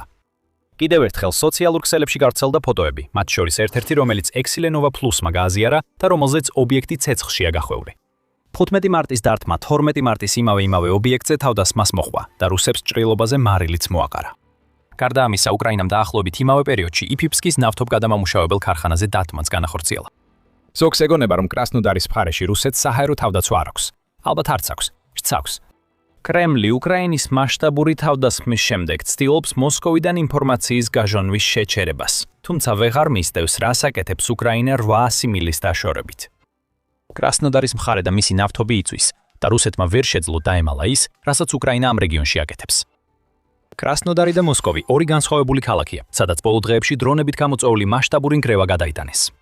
ყველა უკრაინულ დარტყმას განსხვავებული შედეგი ჰქონდა, მაგრამ მიზანი ერთი იყო: რუსეთის სამხედრო ძალის შესუსტება. ცოტა ხანს კრასნოდარის მხარეზე შევჩერდეთ, მალე მოსკოვს დაუბრუნდებით. აქ ჩანს სტრატეგიის გაგრძელება, რომელიც უკრაინამ 2025-ში დააჩქარა. რუსეთის ნავთობის განადგურებით ასუსტებთ პუტინის ძალას ფრონტზე და კრემლს ართმევთ მთავარ ფინანსურ რესურსს. კრასნოდარის მხარეში უკრაინის დარტყმული ობიექტები ფრონტის მომარაგებისთვის მნიშვნელოვანია, განმარტავს Kiev Post-ი. კრასნოდარის მხარე სტრატეგიულ ლოგისტიკურ ჰაბად ითვლება რუსეთის არმიისთვის. რეგიონში მდებარე ნავთობის საცავები რუსი ჯარისკაცებისთვის ბენზინგასამართ სადგურებად ფუნქციონირებს, რომლებიც სამხრეთ უკრაინაში იბრძვიან, ამტკიცებს გამოცემა. უკრაინის ლოგიკაა, რომ ბენზინგასამართების განადგურებით რუსებს საწოვის წყაროს აკარგვინებს. ტანკები, ჯავშან მანქანები და სხვა ტექნიკა, რაც რუსეთს უკრაინაში ხავს და საწოვი სჭირდება, ვეღარ იღებს მას. მექანიზებული შეტევები ქვეითთა შეტევებად იქცევა, რადგან მექანიზებული ნაწილი ვეღარ გადაადგილდება. მობილური საჰაერო თავდაცვასა და არტილერიაში რუსეთი ბევრს ვეღარ გააკეთებს, რადგან ნავთობის მიწოდება შეჩერებულია. მათ იქ დარჩებათ და თუ უკრაინა მიცის მათი ადგილმდებარეობა, მეტი დრონი მივა, რადგან საწოვის გარეშე არიან. არ უნდა დავაკნინოთ კრასნოდარის ნავთობზე თავდასხმების მნიშვნელობა შემოსავლის თვალსაზრისით. დამწვარი ნავთობის სხვა ქვეყნებში არ იყიდება. უკრაინამ ეს ადრე გააცნობიერა და მისმა თავდასხმებმა რუსეთის ნავთობზე გამოიწვია იმ შემოსავლის სტაბილური შემცირება, რომელსაც რუსეთი თავისი ყველაზე ღირებული პროდუქტიდან იღებს. ეპიკური მღელვარება ირანში ამ მხრივ რუსეთისთვის სასარგებლო აღმოჩნდა, რადგან Financial Times-ის ცნობით, რუსეთი დამატებით $150 მილიონ იღებს დრეში თავისი ნავთობიდან. ნავთობის ფასების მკვეთრი ზრდა ირანის მიერ ჰორმუზის სრუტის ბლოკირების გამო. მაგრამ ეს პუტინის ნავთობის პრობლემებისთვის მხოლოდ მოკლევადიანი შვებაა. და სავარაუდოდ არ არის დამთხოვა, რომ უკრაინა ომის მიმდინარეობისას ირანში კვლავ და კვლავ უთყამს რუსეთის ერთ-ერთ მთავარ ნავთობის ტერმინალს. ნავთობის განადგურება ახლა ნიშნავს, რომ პუტინი ვეღარ მიიღებს მისგან სარგებელს და ვერც მისი ჯარისკაცები გამოიყენებენ მას უკრაინაში შეჭრისას. ბრუნდებით იმ 250 დრონთან, რომელიც მოსკოვისკენ გააგზავნეს. ამ დრონების გავლენა ფიზიკურ ზიანზე ნაკლებად ფსიქოლოგიურ ეფექტზე უფრო მეტად იზომება, რაც თავდასხმებმა მოსკოვის მცხოვრებლებზე მოახდინა. შორმანძილზე დარტყმები უკრაინისთვის რუსეთთან უსაფრთხოების მთავარი გარანტია, აღნიშნა ატლანტიკურმა საბჭომ იანვარში. უკრაინამ რომ შეძლო დრონებისა და რაკეტების ასე ღრმად გაგზავნა რუსეთში და მოსკოვის მიზანში ამოღება, მკაფიო გზავნილი იყო ყველასთვის, ვინც პუტინის მტკიცებას დაუჯერა, რომ უკრაინა ბრძოლას ჩამოშორდა. უკრაინა კვლავ აქტიურია და მისი დარტყმები ღრმად აღწევს. მოსკოვში მცხოვრები ადამიანები ამას ახლა საკუთარი თვალით ხედავენ. რამდენიც არ უნდა ეცადოს კრემლი, რომ დამალოს მიმდინარე მოვლენები ინტერნეტისა და სოციალური მედიის შეზღუდვებით, ბევრს ვერაფერს გააკეთებს მასობრივად დახურული აეროპორტებისა და გაუქმებული ფრენების წინააღმდეგ. 1-2 ფრენის გაუქმება ახსნადია, მაგრამ ერთ შაბათ-კვირას ათეულობით ფრენის გაუქმება მიზეზზე მიუთითებს. რუსებიც, ვინც მხოლოდ სახელმწიფო მედიას უსმენს, მიხვდებიან, რომ ეს არანორმალური ვითარება უკრაინის დრონების გამოა. უკრაინა პუტინის დაწყებულ ომს რუსეთში აბრუნებს. მართალია, ამას უკვე დიდი ხანია აკეთებს, თუმცა უკრაინა მოსკოვს იშვიათად ესმის თავს და უფრო ხშირად სასაზღვრო და შორეულ ცუდად დაცულ რუსულ რეგიონებს უთხრამს, რომლებიც პუტინისთვის დედაქალაქივით ძვირფასი არ არის. უკრაინის FP1 ტიპის დრონები, რომელთა ფასი $55,000 United 24 მედიას მიხედვით, ყოველდღე 100 აწარმოებენ. უკრაინას შეუძლია აწარმოოს დრონები და გაგზავნოს ისინი მოსკოვისკენ, თან რუსეთის სხვა რეგიონებში შორ მანძილზე მოქმედების სტრატეგია შეინარჩუნოს. ეს სწორედ ისაა, რაც ბოლო რამდენიმე დღის განმავლობაში ვიხილეთ. უკრაინამ მოსკოვში 250 დრონის გაგზავნით პუტინს გარკვეული მესიჯი გადასცა. იგივე ეხება კრასნოდარის მხარეში დამწვარი ნავთობის საცავებსა და ტერმინალებს, რომელთა განადგურებას ისეთივე პრაქტიკული მიზანი ჰქონდა, როგორც ფსიქოლოგიური. პუტინმა იცის, რომ უკრაინას შეუძლია კრასნოდარის მხარეს დაარტყას. ეს ადრე გაუკეთებია და კიდევ გააკეთებს. ის რისი მიღებაც მას არ უნდა, მაგრამ უკვე სრულიად ნათელია, ისაა, რომ ახლა მოსკოვის სამიზნეა. დაუშვათ რუსეთი მართალია და ყველა 250 უკრაინული დრონი მოსკოვის ცაში გაანადგურეს. პუტინს მაინც მოუწევს საკუთარ თავს კითხვის დასმა, რამდენ დრონს კიდევ გაგზავნის უკრაინა. გაგრძელდება თუ არა მოსკოვის სამიზნედ ყოფნა. თუ უკრაინა კვლავ გაუგზავნის დრონებს, რამდენ ხანს გასტანს საჰაერო თავდაცვამანამ, სანამ დრონები ქალაქში არ შეაღწევენ და მოსკოველებს შეახსენებენ, რომ პუტინის დაწყებულ ომს შეუძლია ზიანი მიაყენოს მათ ქვეყანას და მათ თითქოს ძლევამოსილ ლიდერს. დაველოდოთ ვნახოთ, იქნება თუ არა პასუხები ამ კითხვებზე მომდევნო დღეებში. ამ ეტაპზე ჩანს, რომ უკრაინა კვლავ აგრძელებს დრონების გაგზავნას მოსკოვში. აფეთქების საშუალო რუსი ეკითხება, რატომ? 4 წლიანი ბრძოლის შემდეგაც კი ძლიერმა ლიდერმა შეჩერება ვერ შეძლო. ქვეყანა, რომლის დამარცხებასაც მისი თქმით არაერთხელ სულ ცოტა აგლია. შეიძლება რუსეთისთვის ყველაფერი გაუარესდეს. როდესაც უკრაინა აჩქარებს თავის საჰაერო სტრატეგიას და იწყებს მოსკოვის მიზანში ამოღებას, აშშ-ში ასრულებს იარაღის ტესტირებას, რომელიც უკრაინის სიღრმისეულ დარტყმებს ახალ დონეზე აიყვანს. ჟანგიანი ხანჯალი თითქმის მზადაა, რომ პუტინის ყელში ჩაასვან. უკრაინის სრული გათავისუფლება ახლა იწყება, მაშინ როცა ქვეყანა თავისი ტერიტორიის დიდ ნაწილებზე დერუსიფიკაციის კამპანიას აგრძელებს. მიმდინარეობს მასშტაბური შეტევა, რომელმაც თითქმის სრულად გაათავისუფლა დნიპროპეტროვსკის ოლქი. პუტინის გეგმები დანგრეულია. მისი ბუფერული ზონის ოცნება დაიმსხვრა. უკრაინამ დიდი რამ დაიწყო, პუტინი კი პარალიზებულია და უყურებს, როგორ ინგრევა მისი გეგმები. უკრაინამ თითქმის მთელი ის ტერიტორია გაათავისუფლა, რომელსაც რუსეთი დნიპროპეტროვსკში დაპყრობილად აცხადებდა. ამის შესახებ ამბობს გენერალ-მაიორი ოლექსანდრ კომერენკო, უკრაინის გენერალური შტაბის ოპერატიული სამმართველოს ხელმძღვანელი. 10 მარტის ინტერვიუში მან თქვა, რომ უკრაინამ თითქმის დაასრულა კონტრშეტევა დნიპროპეტროვსკის რეგიონში. დარჩენილია მხოლოდ პუტინის რამდენიმე ჯარისკაცის მოგვარება, სანამ სექტორზე კონტროლს დაიბრუნებენ. კომერენკომ თქვა, რომ დნიპროპეტროვსკის ოლქის ტერიტორია თითქმის გათავისუფლებულია, ხოლო 3 დასახლებაში სამუშაო და 2 სკაცმენდა რჩება. ეს ბოლო სამუშაო მიმდინარეობს და თუ ბოლო კვირებმა რამე გვაჩვენა, პუტინის ძალები მალე განადგურდებიან, რადგან მათ არც დაცვა აქვთ და არც გეგმა. მათთვის მხოლოდ სიკვდილი, დაჯრა ან ტყვეობაა დარჩენილი, როგორც დნიპროპეტროვსკში ვიხილეთ უკრაინის თებერვლის კონტრშეტევის შემშეტევის.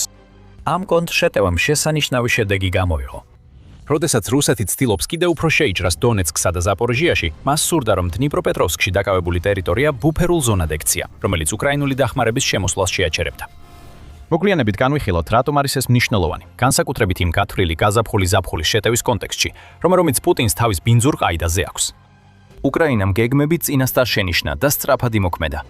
ევრომაიდანის პრესის ცნობით, თებერვლიდან უკრაინამ მრავალი შეტევითი ოპერაცია ჩაატარა ოლექსანდრიევსკის მიმართულებით, რომელიც დნიპროპეტროვსკსა და ზაპოროჟიას შორის ერთგვარ საკვანძო წერტილს წარმოადგენს. რუსეთის შეტევამ 2025 წლის ბოლოს აჩვენა, რომ ამ წერტილს ბუფერად იყენებს. უკრაინამ ყველაფერი შეცვალა. კომერენკოს თქმით, უკრაინამ ოპერაციისას 400 კვადრატულ კილომეტრზე მეტი, ანუ სულ მცირე 154 კვადრატული მილი დაიბრუნა და კვლავ მეტის დაბრუნებას ცდილობს. ევრომაიდანის მიხედვით, უკრაინა ამ ტერიტორიაზე კონტროლს ამყარებს და გათავისუფლებულ რაიონებში რუსეთის ძალების საბოლოო გაძევებისთვის წმენდის ოპერაციებს ატარებს. ეს დერუსიფიკაცია რეალობაში და პუტინს ცოტა შეუძლია უკრაინული საჰაერო სადესანტო და სახმელეთო ძალების წინააღმდეგ, რომლებიც უკუგდება ცდილობენ. ეს გვაძლევს წარმოდგენას თუ როგორ მიაღწია უკრაინამ ამ მასშტაბურ წარმატებებს. კომარენკოს კომენტარებზე თავის ანგარიში კიევის პოსტიც აღნიშნავს ამ გაერთიანებულ საჰაერო და სახმელეთო შეტევით ძალებს. ასევე მიუთითებს, რომ თავად გენერალი ადასტურებს, ეს არის ძალიან მიზანმიმართული და გააზრებული ოპერაცია, რომელსაც უკრაინა ატარებს. ეს არის დაგეგმილი შეტევითი ოპერაცია, რომელმაც გაიარა ყველა დამტკიცებისა და კოორდინაციის პროცედურა და ასე შემდეგ, განაცხადა კომარენკომ. მან თქვა: დიახ, ომის ფორმები იცვლება, ხოლო ოპერაციებისა და ბრძოლების შინაარსი განსხვავებული. როცა მას კითხეს, მიმდინარეობს თუ არა უკრაინის სრულმასშტაბიანი შეტევა რუსეთის წინააღმდეგ, ეს მნიშვნელოვანი კითხვა. უკრაინა ხშირად ათავისუფლებს რუსეთით დაკავებულ ტერიტორიებს. ეს არაერთხელ მომხდარა ბოლო 4 წლის განმავლობაში. თუმცა როგორც წესი, ეს გულისხმობს იმას, რომ უკრაინა ხელიდან არ უშვებს შესაძლებლობას და იბრუნებს პატარა სოფელს ან მცირე ტერიტორიას. რაც ჩვენ ხედავთ დნიპროპეტროვსკში, განსხვავებულია. ეს არის კოორდინირებული შეტევა, რომელიც რამდენიმე კვირის განმავლობაში მიმდინარეობდა მთელი რეგიონის დერუსიფიკაციის მიზნით. ეს შეტევა თითქმის დასრულებულია და არსებობს რამდენიმე მიზეზი თუ რატომ არის ეს ასე მნიშვნელოვანი, რასაც მალე განვიხილავთ. ჩვენ ხედავთ ამ კოორდინაციას საჰაერო და სახმელეთო შეტევის ძალების მოქმედებებში, რომლებიც ერთად მუშაობენ უკრაინის მიერ გათავისუფლებულ ყველა დასახლებაში სისტემატური წმენდის ჩასატარებლად. კიევ-პოსტი წერს, რომ დნიპროპეტროვსკის სექტორის დამცველი მექანიზებული ბრიგადებიც ჩაერთნენ მოქმედებაში. მათ სავარაუდოდ თავდაცვითი დანაყოფებიდან შეტევით დანაყოფებად გარდაიქმნებოდნენ წმენდის ოპერაციის მიმდინარეობისას. ლოგიკა მარტივია. შეტევითი ძალები შედიან ოკუპირებულ ან ნაცრისფერ ზონაში დერუსიფიკაციისთვის კაციისთვის. მექანიზებული ბრიგადები, რომლებიც ამ ტერიტორიის დაცვას ცდილობდნენ, შემდეგ შეტევის ნაწილად იქცევიან, რაც უკრაინას კიდევ უფრო უადვილებს ტერიტორიის დაბრუნებას. უკრაინამ ტერიტორია საოცარი სისწრაფით დაიბრუნა. კომარენკო ამხელს, რომ უკრაინამ გათავისუფლებული 400 კვადრატული კმ უბრალო დერუსიფიკაცია არ არის. ამ კვადრატული კილომეტრებიდან თითოეული პუტინისთვის სიგნალია, რომ უკრაინას შეუძლია გააკეთოს ის, რასაც რუსეთის ლიდერი თავის ჯარებს სთხოვს და ისიც კი უკეთესად, ვიდრე თავად რუსებს შეუძლიათ. ამ ქმედებების შედეგად თებერვალში გვაქვს პოზიტიური დინამიკა. კომარენკოს თქმით, გათავისუფლებული ტერიტორია დაკარგულზე მეტია, რაც ISW-ის მონაცემებითაც დასტურდება. ISW-მ 3 მარტის ანალიზში გამოაქვეყნა ინფორმაცია, რომელიც პუტინს გააცოფებს ჯარისკაცების არაკომპეტენტურობის გამო. უკრაინამ 2023 წლის ზაფხულის კონტრშეტევის შემდეგ პირველად რუსეთზე მეტი ტერიტორია დაიბრუნა, ვიდრე რუსეთმა უკრაინისგან წაიღო. ეს განცხადება თებერვალს ეხება და ISW აღიარებს, რომ შესაძლოა უკრაინის წინსვლა რეალურად მეტი იყოს, ვიდრე მათი 400 და 460 კვადრატული კილომეტრის მონაცემები, რასაც უკრაინა ავრცელებს. ISW-ის რუკები უკრაინის წინსვლას ნაკლებად აჩვენებს, რადგან ისინი რუსეთის წინსვლის მაქსიმალურ საზღვრებს ასახავენ. სანამ საკმარისი ღია წყაროების მტკიცებულება არ იქნება, რომ რუსულმა ძალებმა ეს პოზიციები დატოვეს, ISW ასე აცხადებს. რაც მან ნამდვილად განაცხადა 3 მარტს არის ის, რომ 14 თებერვლიდან 20 თებერვლამდე პერიოდში უკრაინამ მიაღწია წმინდა მოგებას 33 კვადრატული კილომეტრის, ანუ 12.7 კვადრატული მილის ოდენობით. რაც ნიშნავს, რომ უკრაინამ გაათავისუფლა 23 კვადრატული კილომეტრით მეტი ტერიტორია, ვიდრე რუსეთმა დაიკავა ამ პერიოდში. ჩვენ კიდევ უკეთესი შედეგი ვიხილეთ მომდევნო კვირაში, 21 თებერვლიდან 27 თებერვლამდე, როდესაც ISW ამტკიცებს, რომ უკრაინამ დააფიქსირა წმინდა მოგება 47 კვადრატული კილომეტრის, ანუ 22 კვადრატული მილის ოდენობით. და ახლა როცა მარტის შუა რიცხვებში ვართ, სრულმასშტაბიანმა შეტევამ კიდევ უფრო მეტი ტერიტორია დაიკავა. რუსეთის თავდაცვა ჩამოიშალა და ახლა უკრაინა ამაგრებს ახალ ფრონტის ხაზს, რომელიც ადრე სუსტი იყო, მაგრამ ახლა ივსება თავდაცვითი ნაგებობებითა და გამაგრებებით, რაც რუსეთს დაუჯერებლად გაუჭირდება დაკარგული ტერიტორიების დაბრუნებაში. ეს დიდ გავლენას მოახდენს მომავალ მოვლენებზე 2026 წელს. და მთავარი მიზეზი რატომაც ასეა, უკავშირდება იმას, რაც უკვე რამდენჯერმე ვახსენეთ. რუსეთს ძალიან სურდა, რომ დნეპროპეტროვსკი ბუფერულ ზონად ექცია. კომარენკომ თვითონაც ასე თქვა და აღნიშნა. მათი ხელმძღვანელობა მუდმივად ამბობს, რომ მთელი დონბასი ბუფერულ ზონად სჭირდებათ. მათი მიზანი იყო დნეპროპეტროვსკის რეგიონში ბუფერული ზონის შექმნა. ეს იყო მათი განზრახვა, მათი გეგმა. სხვა სიტყვებით, რუსეთმა დნეპროპეტროვსკში ნაადრევად იზეიმა. რუსეთის მიზანი სპეციალური სამხედრო ოპერაციის ჩავარდნის შემდეგ იყო დონბასის რეგიონის უკრაინისგან წართმევა. პუტინი ამას არაერთხელ ამბობდა და რუსეთმა მშვიდობის მოლაპარაკებებში მთავარ პირობად აქცია. თუ უკრაინა დონბას არ დათმობს, რუსეთი მის ძალით დასაპყრობად კვლავ ჯარისკაცებს სასიკვდილოდ გაგზავნის. უკრაინა არ თმობს და ეს პუტინს პრობლემას უქმნის. დაუშვათ, რომ რუსეთმა დონბასი აიღო, თუმცა ეს გარანტირებული არაა. ამ გამარჯვების დროს პუტინს არ უნდა, რომ უკრაინის თავდასხმებს აღმოსავლეთით, დნიპროპეტროვსკისა და ოლექსანდრივსკის გავლით გაუმკლავდეს. ამიტომ საჭიროა ბუფერული ზონა. რუსეთი ცდილობს მრავალმილიანი თავდაცვითი ზოლის შექმნას უკრაინის კონტრშეტევის შესაჩერებლად.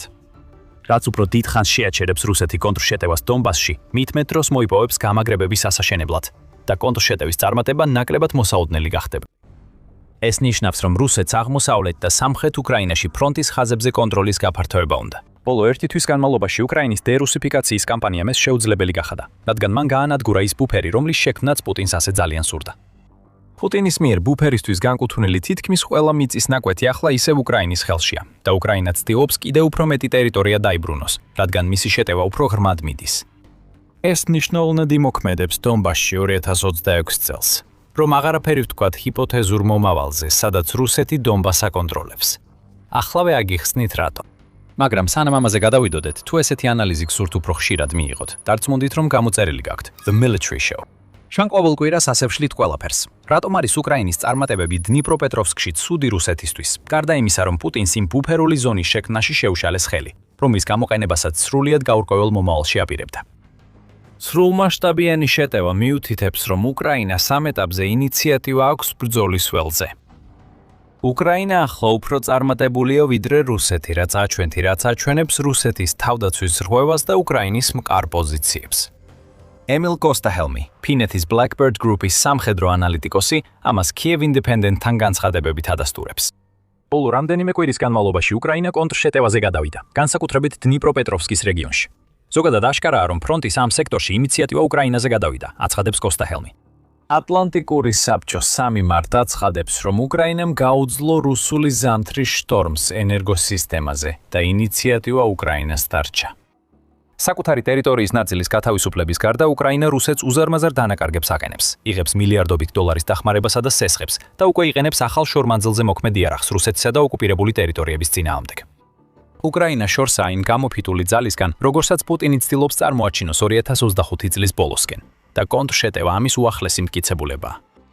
უკრაინა ცდილობს გამოიყენოს ეს იმპულსი, აცხადებს თავდაცვის მინისტრი მიხაილო ფედოროვი, რომლის მიზანია 2026 წლის ბოლომდე თვეში 50,000 რუსი ჯარისკაცის დანაკარგი. ეს არ არის ერის ქცევა, რომელიც ბრძოლის ველზე ბოლო ამოსუნთქვას აკეთებს. ამიტომ ჩვენ შეგვიძლია უკრაინის მასშტაბური შეტევა მივიჩნიოთ სიგნალად პუტინისთვის და ყველასთვის, ვინც რუსი პრეზიდენტის მუდმივ ტყუილებს უჯერებს. დამარცხებულიერები ვერ იპყრობენ ტერიტორიებს იმ ქვეყნებიდან, ვინც მათ ამარცხებს. ეს დნიპროპეტროვსკში და მის რეგიონებში ბოლო თვეებში ვიხილეთ. ფლამინგოს დრონ-რაკეტის ჰიბრიდის მოქმედების და უკრაინის განადგურების ზონების გაძლიერებისა და გაფართოების შემდეგ 2026 წელი სავარაუდოდ რუსეთისთვის ყველაზე დიდი დანაკარგების წელიწადი იქნება, უკრაინაში მიღწეული ნებისმიერი წინსვლის სანაცვლოდ. ასევე ვხედავთ იმასაც, რომ უკრაინის კონტრშეტევა აიძულებს რუსეთს, რომ რესურსები თავის მთავარ მიზნებს ჩამოაშოროს დონეცკის რეგიონში. ამ საკითხს ვიდეოს ბოლოს დაუბრუნდებით. დონეცკთან დაკავშირებით გავრცელებული ინფორმაციით, რუსეთი 2026 წლის გაზაფხულსა და ზაფხულში გეგმებს აწვობს. შეტევა მოდის. რუსეთი 2025 წლის ბოლოს შემდეგ აქტიურად ემზადებოდა ახალი შეტევისთვის, ფრონტზე артиლერიისა და დრონების დათმობით, ასევე უკრაინის ლოგისტიკურ და ენერგეტიკულ ინფრასტრუქტურაზე შორმანძილზე შეტევებით. აქ უნდათ უკრაინა გაეგზავნა ძალები მოუმზადებლად, როგორც თავად უკრაინამ აიძულა რუსეთს თავისი კონტრშეტევით. უკრაინის ახალი ხმა ავრცელებს სამხედრო ანალიტიკოს ოლექსანდრ კოვალენკოს კომენტარს, რომელიც აცხადებს, რომ რუსეთის გეგმა 2026 წლის გაზაფხულსა და ზაფხულისთვის, როგორც ჩანს დონბასის სამხრეთ რეგიონში შეტევის განხორციელებაა. ეს ნიშნავს, რომ მისი ძალები დონეცკისა და ზაპორიჟიას საზღვრის ოლექსანდრევსკის ჯონქშენის რეგიონში იმოძრავებენ. ამ შეტევასთან ერთად რუსეთი ცდილობს დონეცკის ციხესიმაგრე ქალაქებისკენ, განსაკუთრებით სლოვიანსკისა და კრამატორსკისკენ წინწაწევას, რათა უკრაინის თავდაცვის ბოლო ხაზის დამხობა დაიწყოს დონეცკში. უკრაინის კონტრშეტევამდე არ ჩანდა, რომ რუსეთი მიაღწევდა იმ წარმატებებს, რასაც 2026 წლის შუა პერიოდისთვის ელოდება. კოვალენკოს თქმით, გაურკვეველია შეძლებენ თუ არა ისინი გაზაფხული-ზაფხულში სრულმასშტაბიან შეტევას ამ სექტორში. ეს გაზაფხულისა და ზაფხულის შეტევა ისევ ბუფერული ზონის რეგიონს ეხება, რაზეც უკვე ვისაუბრეთ. ბუფერულ ზონას იმ კონტექსტში განვიხილავდით, რომ რუსეთს დონბასი აეღო და ეცადა დაეცვა ის, რაც უჭირავს. რუსეთს შესაძლოა 2 წელი დასჭირდეს ამ წერტილამდე მისასვლელად და ბუფერული ზონა დასჭირდება, როცა დონეცკსა და ზაპორიჟიაში ღრმად შეიჭრება. პოლიტიკო იუწყება, რომ პუტინისთვის იდეალური სიტუაცია იქნებოდა ბუფერული ზონის შექმნა 2026 წლის გაზაფხულამდე, რადგან ეს ნიშნავს, რომ ზონა მხარს დაუჭერდა იმ შეტევით ოპერაციებს, რომლებიც რუსეთს დაგეგმილი აქვს დონეცკსა და ზაპორიჟიაში. თუ ყველაფერი რუსეთის გეგმით წავიდოდა, უკრაინის გაძლიერებული ძალები ბუფერულ ზონაში გაიჭედებოდა. ამის შედეგად უკრაინის იმ რეგიონებში მყოფი ძალები, რომელთა აღებაც რუსეთს სურს, მხარდაჭერის გარეშე დარჩებოდა. ეს ჭკვიანი სტრატეგია იქნებოდა, თუ კი რუსეთს მისი განხორციელება შეძლებოდა. მაგრამ როგორც უკრაინაში ვიხილეთ, რუსეთის გრანდიოზული იდეები და რეალობა იმისა, რის მიღწევაც მის ჯარებს ბრძოლის ველზე შეუძლიათ, სრულიად განსხვავებული რამებია. რა თქმა უნდა, რუსეთი მაინც შეეცდება დონეცკში შეტევას, უნდა სცადოს. ამ ეტაპზე ამ ობლასტის აღება და შესაბამისად დონბასის რეგიონის სრულად დაპყრობა ერთადერთი მიზანია, რომელსაც პუტინი თუნდაც ნახევრად რეალისტურად შეიძლება ესწრაფოდეს. მარტის დასაწყისში ცნობილი რუსული გეგმები, რომლებიც ზაპოროჟიესა და დნეპროპეტროვსკში შეტევებს გულისხმობდა, ახლა სუფთა ფანტაზიად და პუტინის მოგონებად ჩანს. დონეცკის ციხესიმაგრეების ხაზზე შეტევა უნდა განხორციელდეს, როცა უკრაინას ობლასტში თავდაცვის გაძლიერება შეუძლია. დნეპროპეტროვსკის ბუფერული ზონის მთავარი მიზანი უკრაინისთვის ამის შეჩერება იყო. ახლა როცა ეს აღარ არსებობს, უკრაინა ამყარებს ხაზებს, რომლებიც რუსეთს მტკიცედ კონტროლქვეშ ეგონა. პუტინის ძალები ან უკან დაიხიეს, ან განადგურდნენ. თუ პუტინს უნდა ბუფერის შექმნის იმედი, რომელსაც დონბასის გეგმებში ძალიან მნიშვნელოვანი დამხმარე როლი აქვს, მას დრო და ჯარისკაცები დასჭირდება დასაბრუნებლად იმისა, რაც რუსეთმა უკვე დაპყრობილად ჩათვალა. ამიტომაც უკრაინის მასშტაბური შეტევა დნეპროპეტროვსკში ძალიან მნიშვნელოვანია. ეს ანგრევს ყველა იმ გეგმას, რაც რუსეთს თავისი ცოცხალი ძალისთვის აქვს. ადრე ვახსენეთ, რომ რუსეთის ერთ-ერთი მიზანი თავისი ბუფერული ზონისთვის იყო უკრაინის იძულება, რომ მეტი რესურსი გადაეტანა დნეპროპეტროვსკში, რითაც შეიქმნებოდა შესაძლებლობები დონბასში და შესაძლოა უკრაინის სხვა რეგიონებშიც. უკრაინამ მცირე საჰაერო და სახმელეთო თავდასხმითი დანაყოფები, მექანიზებულ ნაწილებთან და დრონების ჯგუფებთან ერთად დნეპროპეტროვსკში სისტემური საძიებო განადგურების ოპერაციის ჩასატარებლად გამოიყენა. ამან უკრაინას დაუბრუნა კონტროლი ტერიტორიებზე, რომლებიც სუსტად იყო დაკავებული მცირე რუსული დივერსიული ჯგუფების მიერ. საქმე თითქმის დასრულდა, მაგრამ უკრაინამ ვითარება შეცვალა და ახლა რესურსების გადამისართება რუსეთს უწევს. კომარენკო ხსნის, რა მნიშვნელობა აქვს რუსეთისთვის უკრაინის წარმატებებს დნიპროპეტროვსკი და როექსანდრივსკისა და ოლექსანდრივსკის მიმართულებით. ყველაზე რთული სექტორებია პოკროვსკი და ოლექსანდრივსკი, სადაც მტერი კონცენტრირებულია, მაგრამ ჩვენი აქტიური ქმედებებით ვითარებას ვამყარებთ, აცხადებს კომარენკო United 24-ის ცნობით. ის ამატებს: მტრის თავდასხმების რაოდენობა პოკროვსკისა და მიანარადის მიმდებარედ გარკვეულწილად შემცირდა, რადგან მათი ძალები ოლექსანდრივსკის მიმართულებით გადაამისამართეს. სხვა სიტყვებით რომ ვთქვათ, პუტინი იძულებული გახდა ჯარები, რომლებიც მას დონეცკში მნიშვნელოვანი ტერიტორიის დასაკავებლად სჭირდებიდებოდა, უკან დაებრუნებინა იმ მიმართულებით, რომელიც უსაფრთხოდ მიაჩნდა. ეს გეგმა არ იყო, ყველაფერი პირიქით უნდა ყოფილიყო, იმ ბუფერის წყალობით, რომელიც აღარ არსებობს. და ეს ყველაფერი ნიშნავს იმას, რომ რუსეთს ახლა მოუწევს იმ ჯარისკაცების გახარჯვა, რომლებიც უკრაინაში დონეცკის მიმართულებით შეტევისთვის ყავდა გაგზავნილი, სრულიად სხვა ოპერაციაში. ეს ყველაზე ნაკლებად სურს პუტინს, როცა რუსეთი უკვე ისედაც ძლივს პოულობს იმ ადამიანურ რესურსს, რომელიც გაზაფხულსა და ზაფხულში დაგეგმილი შეტევებისთვის სჭირდება. როგორც Moscow Times-ი 2 მარტს იუწყებოდა, რუსეთი ცენტრალური აზიიდან ახალგაზრდა ქალების მშობლებს საკუთარი რიგების გასაძლიერებლად წერილებს უგზავნის. წერილებში აღნიშნულია, რომ მათი ქალიშვილებები 1 წლის სამხედრო სამსახურისთვის მიიღებენ 26,000 რუსეთისგან. რუსეთი ამ შეთავაზებებს ციხეში მყოფ აზიელ ახალგაზრდა ქალებს უკეთებს, რაც მის სასოწარკვეთს აჩვენებს. პუტინი სპეციალურად ირჩევს მოწყვლად ადამიანებს, რათა მეტი ადამიანი ჩართოს ბრძოლაში. ასე გამარჯვებული ქვეყანა არასდროს მოიქცევდა. ქალები ჩვეულებრივ ამსახურობენ რუსეთის ფრონტზე, თუმცა ადრე ზოგი ქალი ჯარისკაცი სამედიცინო პერსონალად იყო გამოყენებული. ამიტომ ის ფაქტი, რომ რუსეთი ასეთ შეთავაზებებს აკეთებს მსჯავრდებულთა მშობლებისთვის, არ დაგავიწყდეთ. გვიჩვენებს, რომ მას არ ყოფნის საჭირო ჯარისკაცები და დამხმარე პერსონალი უკრაინაში. უკრაინა ახლა ყოველთვე უფრო მეტ ჯარისკაცს ანადგურებს, ვიდრე რუსეთი ახერხებს მათი გაწევას, რის გამოც პუტინმა გადაწყვიტა მიიღოს ნებისმიერი, რათა რუსეთის კონტროლის ილუზია შეინარჩუნოს. ეს ილუზია დნიპროპეტროვსკის კონტრშეტევამ გაანადგურა. უკრაინამ ეს ყველაფერი ოსტატურად განახორციელა. მან რუსეთის სისუსტით დნიპროპეტროვსკში ისარგებლა და გაათავისუფლა ის ტერიტორია, რომელიც პუტინს ეგონა რომ ეჭირა. ეხლა პუტინს მოუწევს ჯარების დაბრუნება იმ ბუფერზე, რომელიც ეგონა რომ შექმნა, რაც ნიშნავს მეტ დანაკარგს ფრონტზე და ნაკლებ ცოცხალ ძალას დონბასში. რუსეთი უფრო მეტად გამიცდის ცოცხალი ძალის დეფიციტს, ხოლო უკრაინა ეფექტურად ანადგურებს მას. გაზაფხული და ზაფხული რუსეთისთვის უკვე წარუმატებლად ყალიბდება. პუტინი ალბათ უკვე მიჩიჩეულია ამას. საბოლოოდ მისმა ძალებმა ამას ვერ შეაჩერეს. უკრაინის კონტრშეტევა სწრაფი მანევრი არ არის, რომელიც საათებში სრულდება. უკრაინა უკვე რამდენიმე კვირაა კამპანიით იბრუნებს ტერიტორიებს, რომელიც თებერვლის დასაწყისში დაიწყო. ჩვენ ერთ ვიდეოში გავაშუქეთ იმის დასაწყისი, რასაც ახლა ხედავთ. ასე რომ თუ მეტი გსურთ გაიგოთ, ნახეთ ის ვიდეო. თუ მოგეწონათ ვიდეო, გამოიწერეთ სამხედრო შოუ, რომ არ გამოგრჩეთ უკრაინის ომის გაშუქება. მადლობა ყურებისთვის.